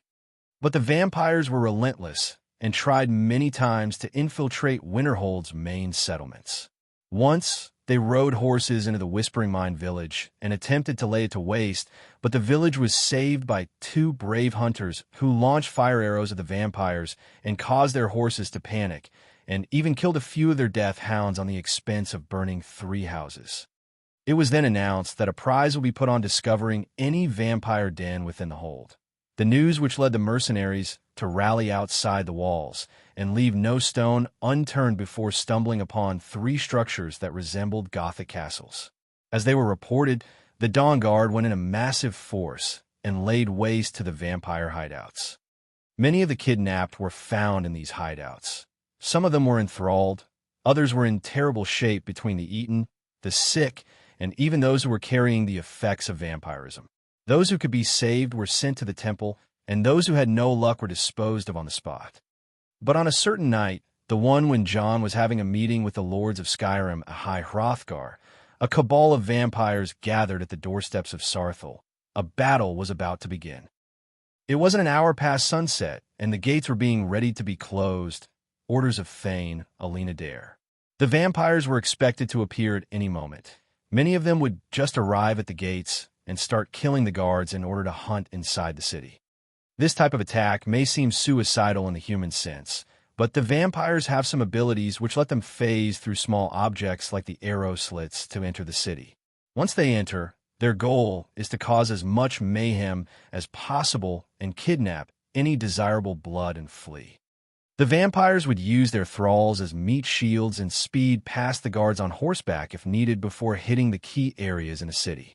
The temple would always be a key area, since the blood of the holy men and women had a higher worth to the vampires than most, and it would be of use to their corrupting rituals. Even though many magical traps were ready to expose the vampires before they came, these kinds of vampires have a nature adept with magic, and they were extremely sensitive to it, thus they would recognize and avoid any traps effortlessly. But that's where they were actually trapped. Alina realized this advantage vampires have and turned it against them. Instead of being actual traps, Alina made it so that the vampires would follow a set of routes that are clear from those traps, which turned this situation from total defense warfare to tower defense warfare, a type of defense where the enemies move according to expectations and get hammered in prepared kill zones. And as the cabal of vampires gathered outside Sarthal, they were to throw themselves against the strategic genius of Alina Dare. They gathered in 4 groups, each with a specific mission. The first would rally the hounds and the thralls, creating a shock force. The second would hunt down the defenders at Sarthal's gate. The third would cause as much mayhem as possible with flashy magic and big spells while providing backup and support. The fourth would be the group that would be on standby only to move when the fight's objective is achieved. The goal of the group would remain mysterious since it is no ordinary hunting force. After all, the main character from the vampire side was known as the Knight Marshal, a male vampire whose age and strategic planning are lost to annals of history. No enemies survived to record anything. Yes, I played V Rising. And so it began. The shock force of the vampire cabal moved through the wastelands of Winterhold and crossed the suburban area outside the city wall, where houses were fortified with garlic braids on their corners and silver coins on their windows and doorsteps. The shock force, which consists of mindless attackers such as hounds and thralls, wouldn't get attracted to anything other than a living target ahead of them. They skipped the huts outside the city and rapidly closed in on the gates where the defenders were patrolling. There, the first confrontation occurred. The Houndmaster targeted the first patrol they ran into and tried to take it out immediately. As it only consisted of simple hold guards, there wasn't hope for them to resist. The hounds ran with the darkness of the night and jumped the first guard before ripping off his throat with their cold fangs and targeting the next and the next. 3 guards fell right away before the last 2 guards on the patrol were alert. One of the 2 was a defender with a round shield, and the other was a sharpshooter with a longbow. While the 2 wouldn't last more than a few seconds, the defender blocked the first hound that attacked him with sheer luck and swung his axe at the second one to keep it at bay, but against the deathly fangs of a death hound, common iron, and weren't anything special, and the shaft of the axe was shattered away. The defender tried to put as much resistance as they could to give the sharpshooter time to do anything. Meanwhile, the sharpshooter notched an arrow and set it on fire before attempting to launch it at a death hound. Just a split second after that, another death hound leaped at the sharpshooter and bit his arm, causing the fiery arrow to fly away and the sharpshooter to fall victim to the death hound, followed by the defender soon after. Still, this resistance wasn't futile, and despite the fact that 5 members of the guards had already fallen, that fiery arrow that just flew away landed on the straw rooftop of a hut at the suburban shanty town outside Sarthal, and the fire spread wildly. Fire! Fire! Someone shouted from a guard tower, and a bell started to ring. An arrow swiftly flew at the guard and hit him right in the back with enough force that it launched the man off his feet and threw him off the watchtower, but it was already too late since several patrols had seen what had occurred. We're under attack. Enemies! Light the signal. It all happened too fast, and many guards started to flood out of the houses with shields and spears. Many others were still unarmored and hastily put on some hard pieces of armor and held their weapons before strategically retreating towards the gate. It seemed that the defenders of the city were somewhat ready to put up a fight faster than the enemy would ever anticipate, but that was just it. It wasn't anything special. Just as the guards would join up together, they would get flooded by death hounds or get mauled by a large-bodied thrall wielding a sledgehammer. Some areas outside Sarthal were already putting up some decent resistance, but they were fated to meet their end before the guards of the city gate would even get alerted. The fate of those who survived the shock force with injuries was written in grim destiny when the second wave of attackers came and the vampires themselves were hungering for the blood of mortals. Screams echoed, horror ran wild, and those on the walls of Sarthal watched with a hand of cold gripping their hearts. "They are here!" Akara, sergeant in the Dare Corps, spoke and hissed out hot air running with her breath. "Sound the alarm! Sound the alarm! Sound the alarm!" The voices of the lieutenants echoed on the walls, and the bells rang. Those who were fighting outside retreated back into the walls or were killed trying. The vampire shock force overwhelmed the initial defenders, and it wasn't until the gates that the true damage was estimated. Over 18 were killed from the guardsmen that were stationed outside the city. It was a dear price to pay, but in the scale of that attack, it was lucky not more than this were taken. "Prepare the fire arrows," Akara commanded, and an archer line spread on the walls around the braziers. Once she commanded to shoot, tens of flaming arrows rose to the sky and landed on the shanty town outside the walls. It was brutal how the defenders and the attackers cared none for the shanty town or its residents. The Knight Marshal looked with his glowing eyes and intensely focused on the town without any emotion on his monstrous face. He realized that they were expected. This surely meant that the shanty town was already empty. It was only filled with guards to ambush the vampires that hunt for villagers. Whether Winterhold was expecting this scale of attack or not was unknown to the Knight Marshal, but he was already involved in this plan, and he was comfortable with whatever result it yielded for now. "Houndmaster," the Knight Marshal called. "My lord," the Houndmaster replied. "Do it," the Knight Marshal commanded. "By your orders." The Houndmaster, at the vanguard of the attack force, let go of his restraint and started to transform. It was gruesome how a vampire lord comes to their true form. While their normal forms are already beyond saving, their transforming is the stuff of horror, and the Houndmaster was already spreading his wings in a supernova of blood and filth whose power toppled the huts nearby. All empty, huh? The Houndmaster noticed that the huts were indeed not filled with even simple furniture. In other words, the guards of Winterhold used this makeshift shantytown as a checkpoint to sort out travelers and vampires. Not bad, but that won't save them from what was coming. As the night arrows burned the town, many death hounds and vampire thralls started rushing towards the city, unbothered by the flames. Even if they were to be caught in the fires, they would still run ahead with fire eating them away. The snow had dried around many parts of Winterhold a month back, and the fire easily spread in the hay and ate away the wooden structures. Those inside the city could look up to the east and feel the sky lighting up from the fire beneath. Still, this wouldn't harm the high towers and walls of Sarthal. The fires lit the view below, and the smoke mingled with the scenery as the corpses of the death hounds and the vampire thralls piled up on top of each other at the gatehouse. Even the ones that were incapacitated started clawing and crawling to the gate till the bitter end and the Houndmaster emerged. He floated in the sky in his grotesque form, and he was visible to all the defenders. His eyes radiated with its sickening piss-like color, and his voice echoed. "Mortals!" A dangerous amount of magicka gathered around the Houndmaster as he cast it at the pile of corpses. Tremble! Corpse explosion!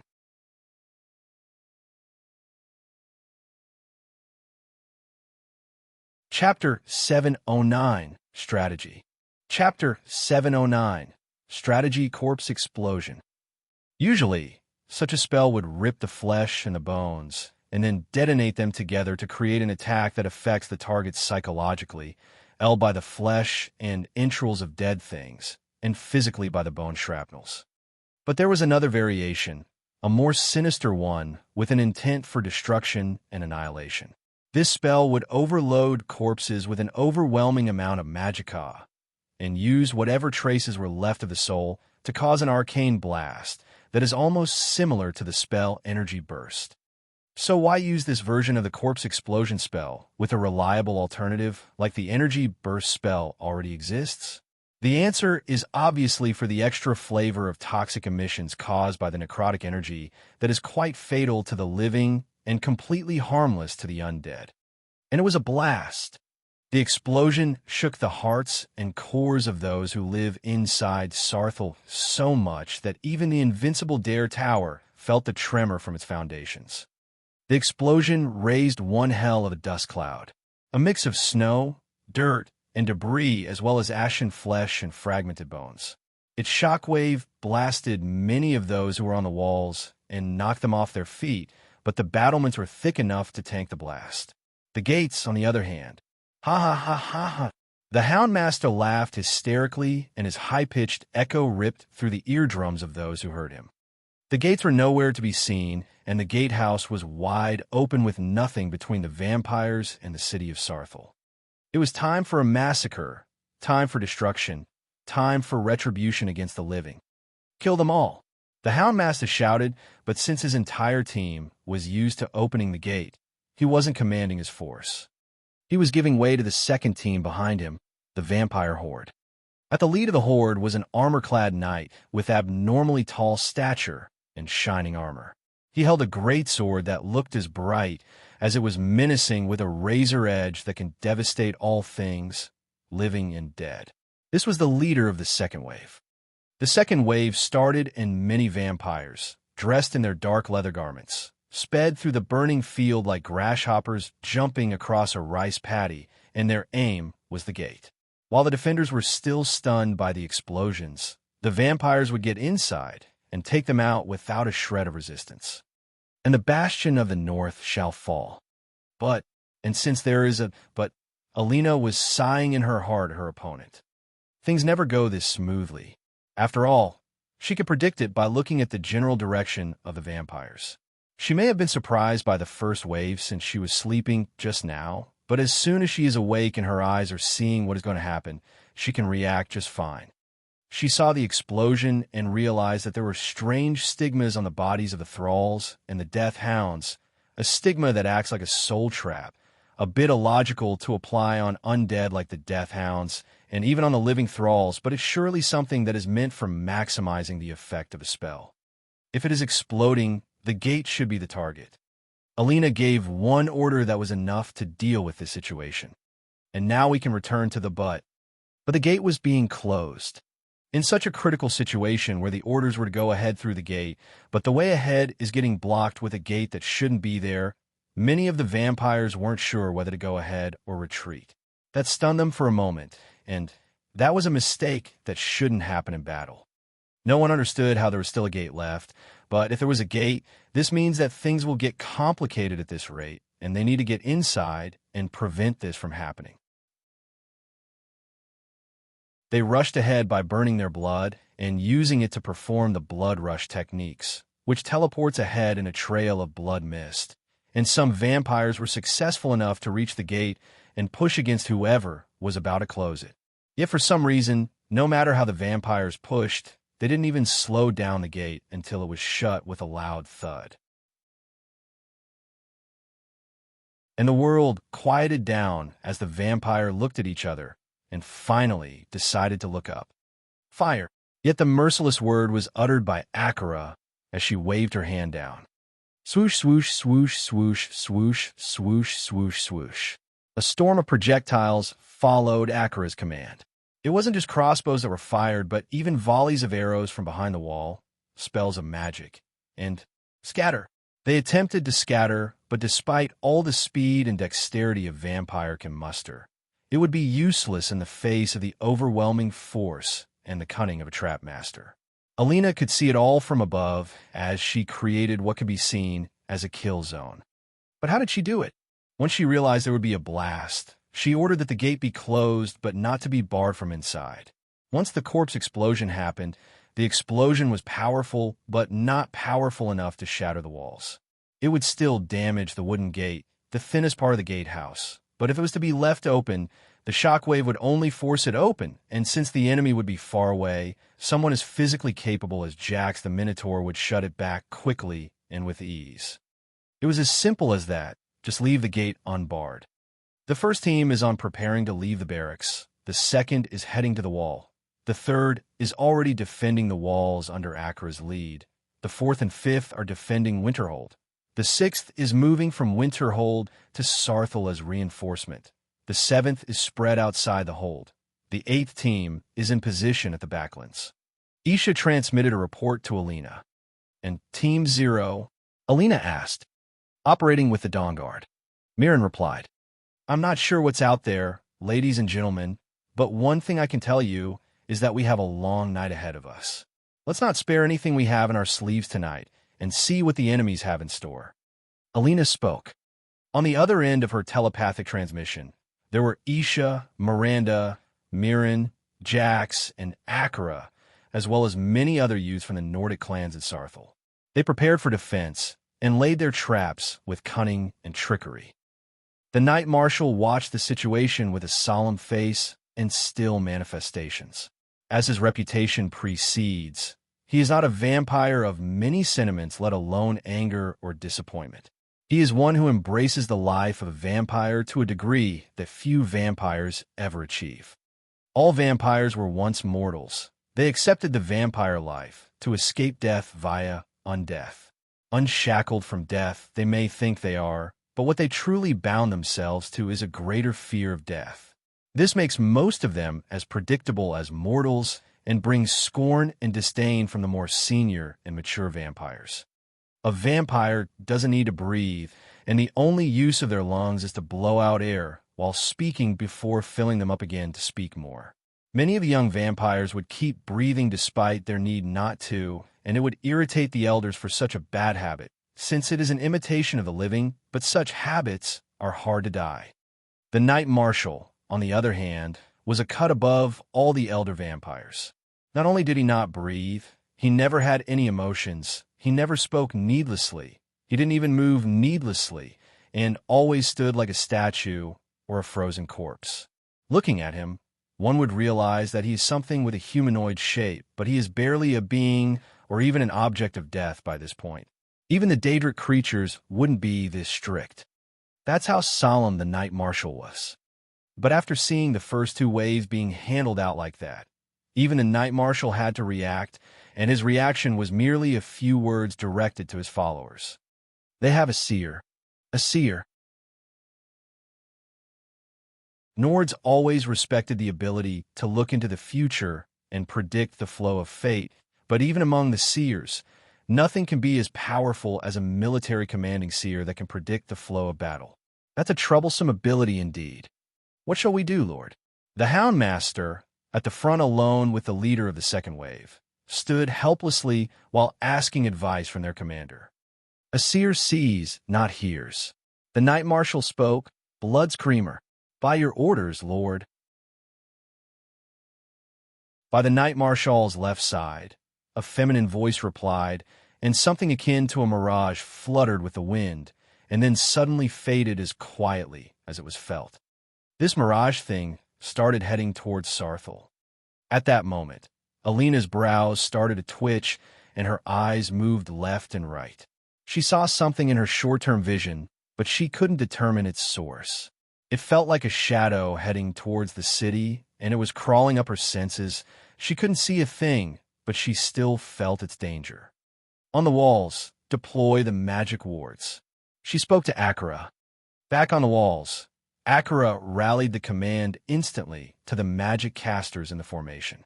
They executed the command right away, and a large, interconnected, rippling screen of magicka was deployed. Just then and there, a shadow rose from the area beneath the walls, and the form of a vampire lord appeared enveloped in that shadow.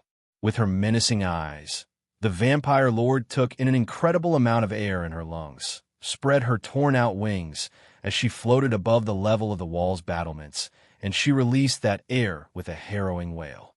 At first, it made those who heard it feel a sensation of goosebumps creep up on their skin, and suddenly the ripples on the magicka wards started to intensify. With the sound of shattering glass, one of the wards broke down, and with it the mage who cast it was bleeding from his left eye and right ear before falling on his knees and passing out. Then, shatter, shatter, shatter, shatter. All the remaining wards started to break down, and their respective casters were in no better state than the one first to fall. It was then that the situation started to spread. It was a devastating scene, and what followed was even more. The effect of the scream didn't only target the magic casters, but it spread and became awfully audible to the point where everyone on the wall was holding their ears and gnashing their teeth from the pain. It was like the cry of the banshee, so harrowing that it would demoralize those who hear it and stun them senseless. No, you won't. Alina had to interfere this time by herself and put a halt to this attack. She teleported instantly, and on the foremost area on the wall, she stood tall with her red dress and long black hair fluttering in the wind. With her eyes exposed to the vampire lord in front of her, a magicka pulse radiated from Alina's eyes with a dangerous red aura. It was a most proper reaction to the sonic attack performed by the Blood Screamer. Alina's attack was psychic, and the Blood Screamer had no opportunity to brace herself against this sort of attack. In a second, the Blood Screamer was knocked back off the place she floated at and was forced to retreat back to the side of the two other vampire commanders. That was unlucky. The Houndmaster watched the Blood Screamer as she had to hold her retreat by falling on one knee. If you had done your job right, we wouldn't have been in this situation. The Blood Screamer replied before turning to the Knight-like commander. And you should follow the plan and kill that bitch. I don't follow plans. Plans follow me, bitch. The Knight-like vampire commander replied with explosive hostility. Despite the robust defense of Winterhold's guards and the Dare troopers, things weren't exactly good for their side, and the last move taken by the Blood Screamer left many of the defenders injured. As for the vampires, they may have suffered casualties, but it wouldn't make them feel disadvantaged just yet. The Blood Screamer managed to maintain a big number of the vampire horde by making her move. After all, at that moment, the Knight Marshal suddenly disappeared into a swarm of bats and reappeared behind his three lieutenants, not too far from the wall. He looked up, and his eyes met with Alina's. The seer. The Knight Marshal spoke. We have to take that human down. The Houndmaster spoke the will of the Knight Marshal. It won't be difficult. The Blood Screamer gazed viciously at Alina. Difficult is what I drink, not blood. The knight-like vampire commander spoke explosively. As it seemed like going nowhere, Alina was watching those three carefully, and once their leader, the Knight Marshal, showed up, she started to have a strange feeling of worry. She knew that this battle won't be as simple as she initially thought, and until John arrives, she has to make sure nothing goes out of control.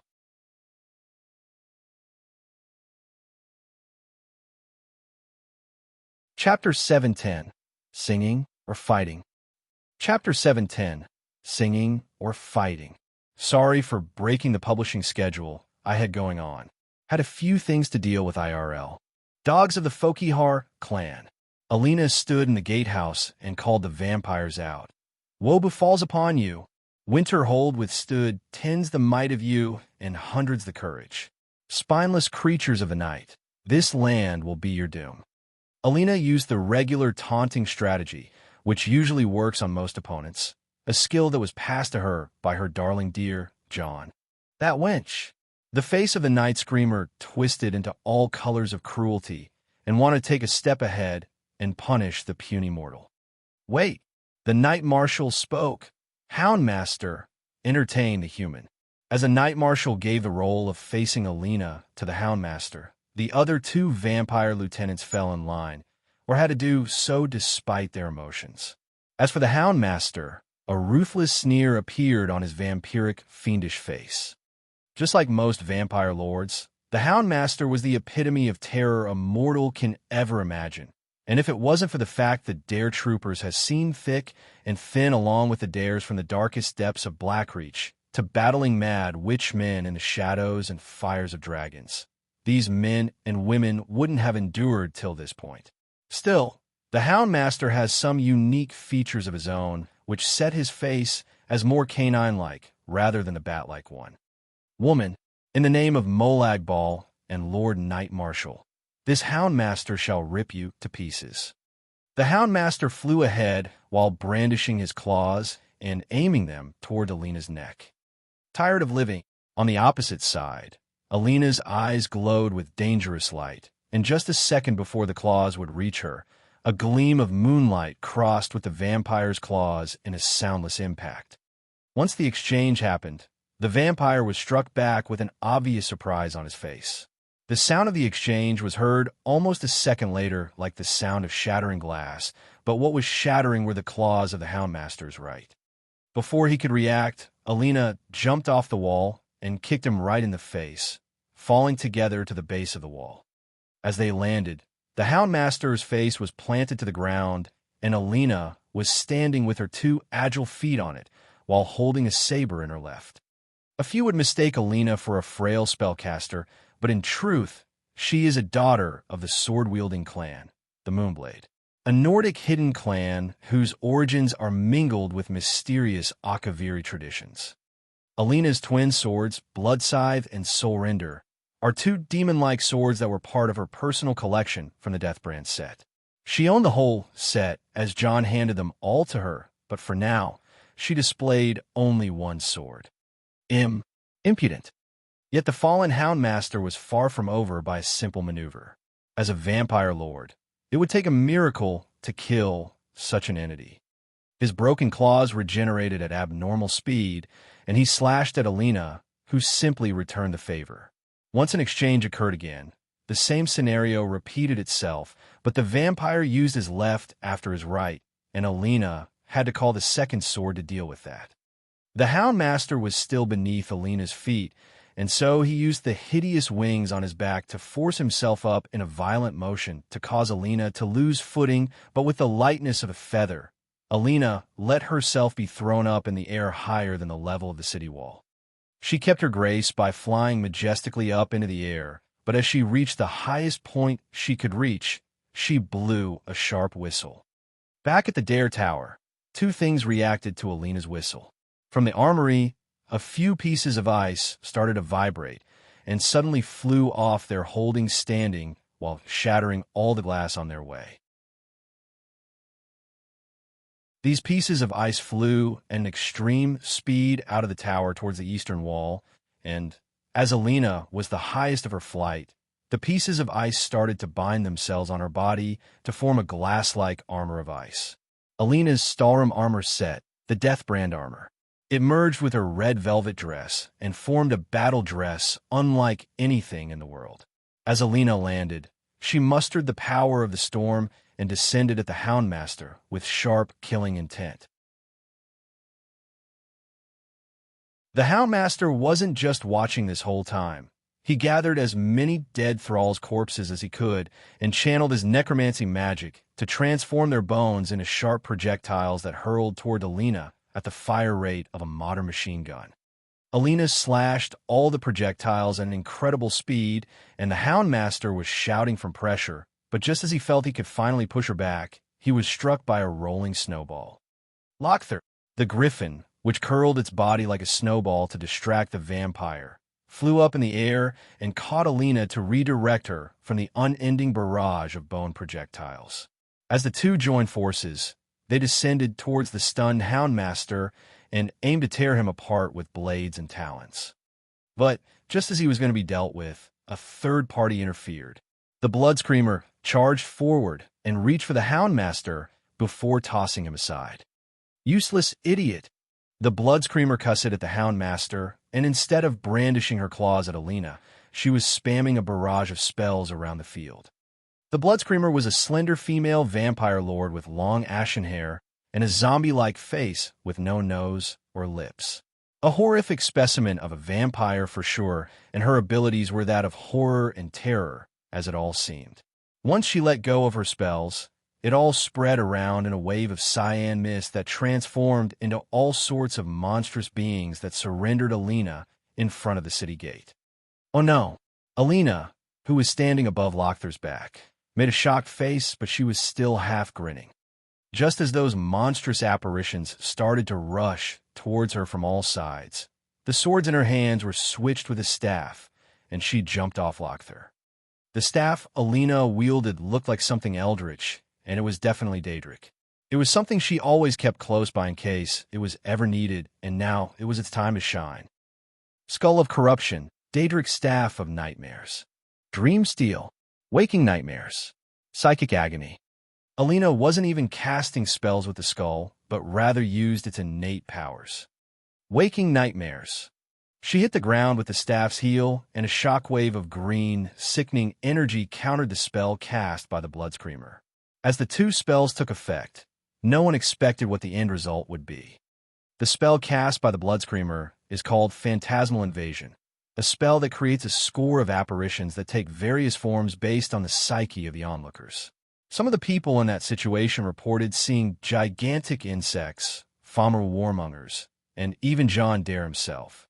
As for Alina, she simply smirked as her spell came to play.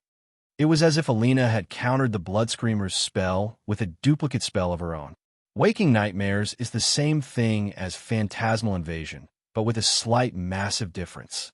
Phantasmal Invasion is an illusion spell, while Waking Nightmares is a conjuration power cast by a Daedric staff linked to the Daedric realm of Quagmire, the realm of Vermina, Daedric Prince of Nightmares. In other words, while the Bloodscreamer cast a spell that creates a number of scary things, Alina conjured those scary things right away. The outcome was instant. An illusion would be dispelled from the first damage it receives, and the creatures summoned by the Waking Nightmares, also called the Waking Nightmares, are very much capable of dishing out and tanking in a formidable amount of damage. Illusions were merely distractions and mind tricks, but conjuration is a school of bullies who like to fight with numbers. As soon as this exchange went on, the Bloodscreamer was dodging hot on heels with 24 Waking Nightmares attacking her left and right. That's enough. The Bloodscreamer, however, was still a vampire lord and an ancient strong one at that.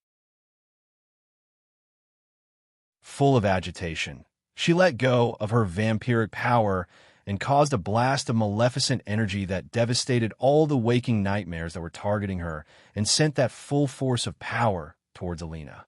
Facing such a dangerous attack, Alina was cool-headed as she summoned one last weapon to her right hand, a staff of endless power and devastating force. The Staff of Magnus.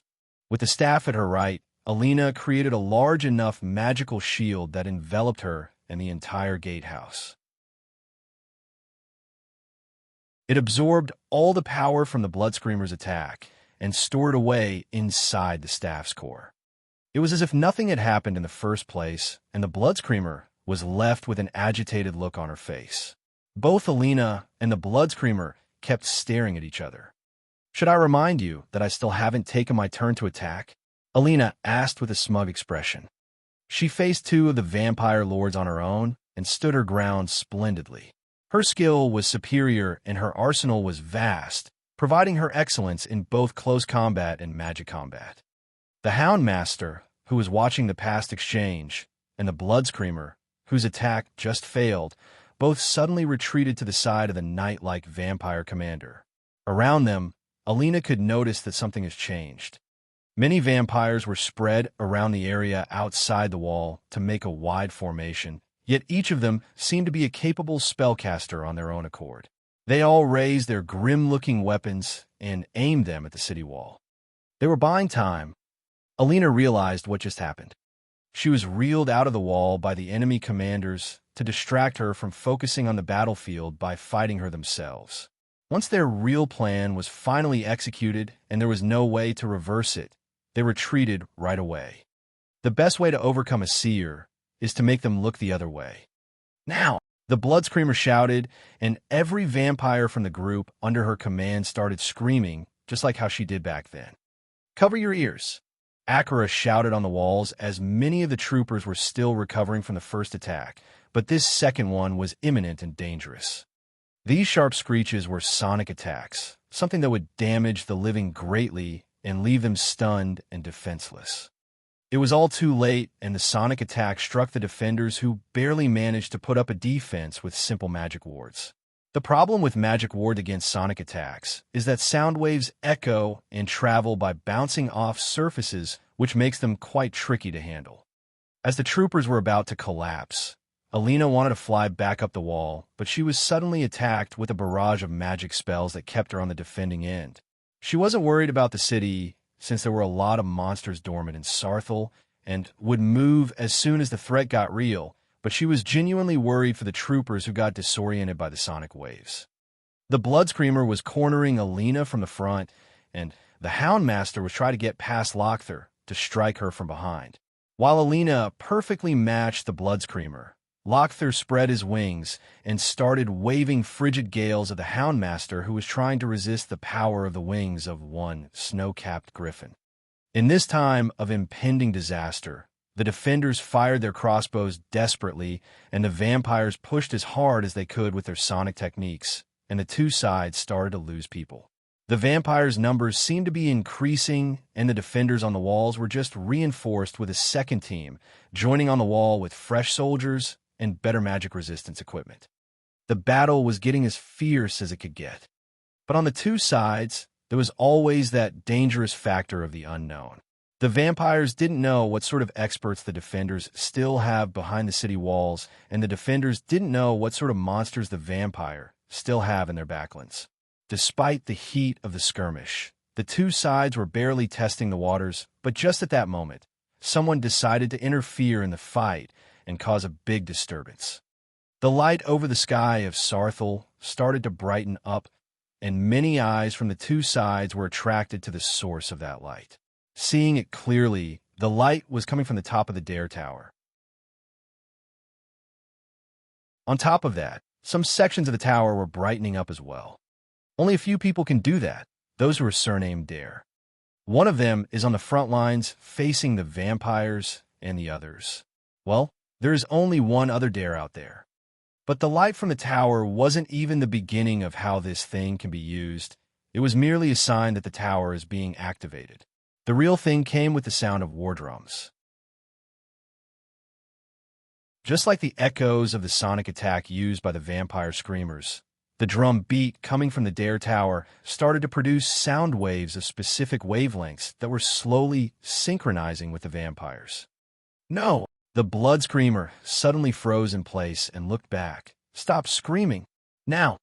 She realized, as an expert in sonic attacks, that this feeling she got from the tower was something that can't be good and was going to be dangerous. Even the Knight Marshal, who stood way in the back, failed to recognize the danger and couldn't register why the blood screamer was calling off the attack. But it took a second for the blood screamer's fears to come true, and it was. A spectacle. A bloodbath. Those vampire screamers were the target.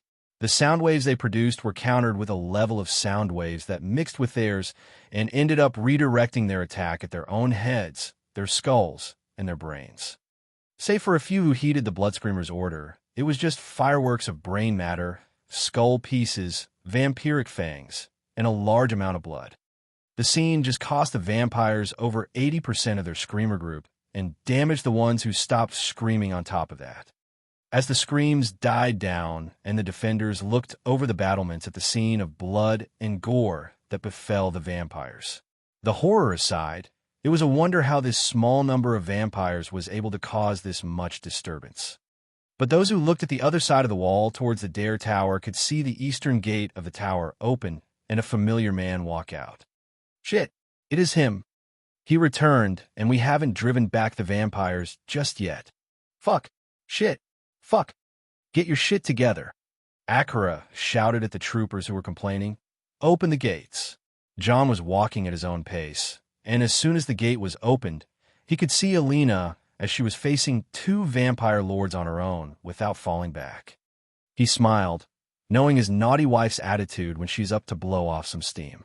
Her sword dance and magic casting, her magical armor and precise footwork, the intensity that keeps rising and falling in rhyme with her attacks and defenses, and on top of all, how she can manage 4 weapons at the same time by switching between the 2 staffs and the 2 swords whenever she wants. Words just came to John's tongue as he manifested an oud instrument by bardic tradition and started walking closer. Lama Bada Yatathna. When I saw her sway, he reached the outside of the gate and walked sideways out from the range of the fight before circling around the fight and watching Alina fight from the sidelines. Hibby Jamalu Fat Anna. My lover's beauty blew me away. He then walked ahead past Lochther and patted the griffin as he came to stand behind Alina. She couldn't lose her focus, but as she sensed his presence, she turned to him with a blade aimed at his neck. I'm on. I'm on. I'm on. I'm on. Oh, mercy. Mercy. Mercy. Mercy. John raised his hand in surrender and with a warm look in his eyes as he sang, while looking at his lover's eyes warmly. Lama Bada Yatathna. Lena Shamamian. Check Sami Yusuf's version for translation. You're late, she said. You're beautiful, he said. Singing or fighting? Seeing you fight? I could just sing all day. Die, you wretches. As the pink atmosphere was about to thicken, the Houndmaster managed to get past Lochther and charged at John and Alina, with his claws elongating to rip the two apart. A pro tip for killing mosquitoes from my high school days, John said and waved an object that he brought from the cube. Books do the job like nothing else. With the book he had, the Houndmaster was suddenly struck with something he couldn't fathom the power it contained, and at that moment, he realized what just happened. The red-haired menace, the enemy which they were hired to draw out, has just returned home from his outing. Bang! By the time the Houndmaster realized that, he was at the center of an explosion that flattened to the ground with all his limbs broken and his body worn and torn as if he was stepped on by a giant. By the time the dust settled, his miserable state appeared to the public and shocked Alina, who stood behind John. Just a book? She asked while peeking her head. Well, John looked at the book in wonder as well. I may have forgotten to mention that this is the Ogma Infinium, so I had to take a detour to bring that thing over. Oh, understandable, Alina said before pointing at the Houndmaster. That thing is still alive, though. Killing them so soon. John frowned. What is this? A charity? John could feel the gaze of a monster hiding behind the lines of the vampires, and in his eyes, the real fight hadn't begun just yet. That enemy may be the strongest vampire he is yet to face. That you're tuning into the Romance Rendezvous YouTube channel. We're so grateful for your support, and don't forget to subscribe to join us on this incredible journey through captivating stories. Your generosity through donations truly makes a world of difference, as it's the primary source of revenue that allows me to expand and enhance this channel for you. Thank you from the bottom of my heart for being a part of this adventure.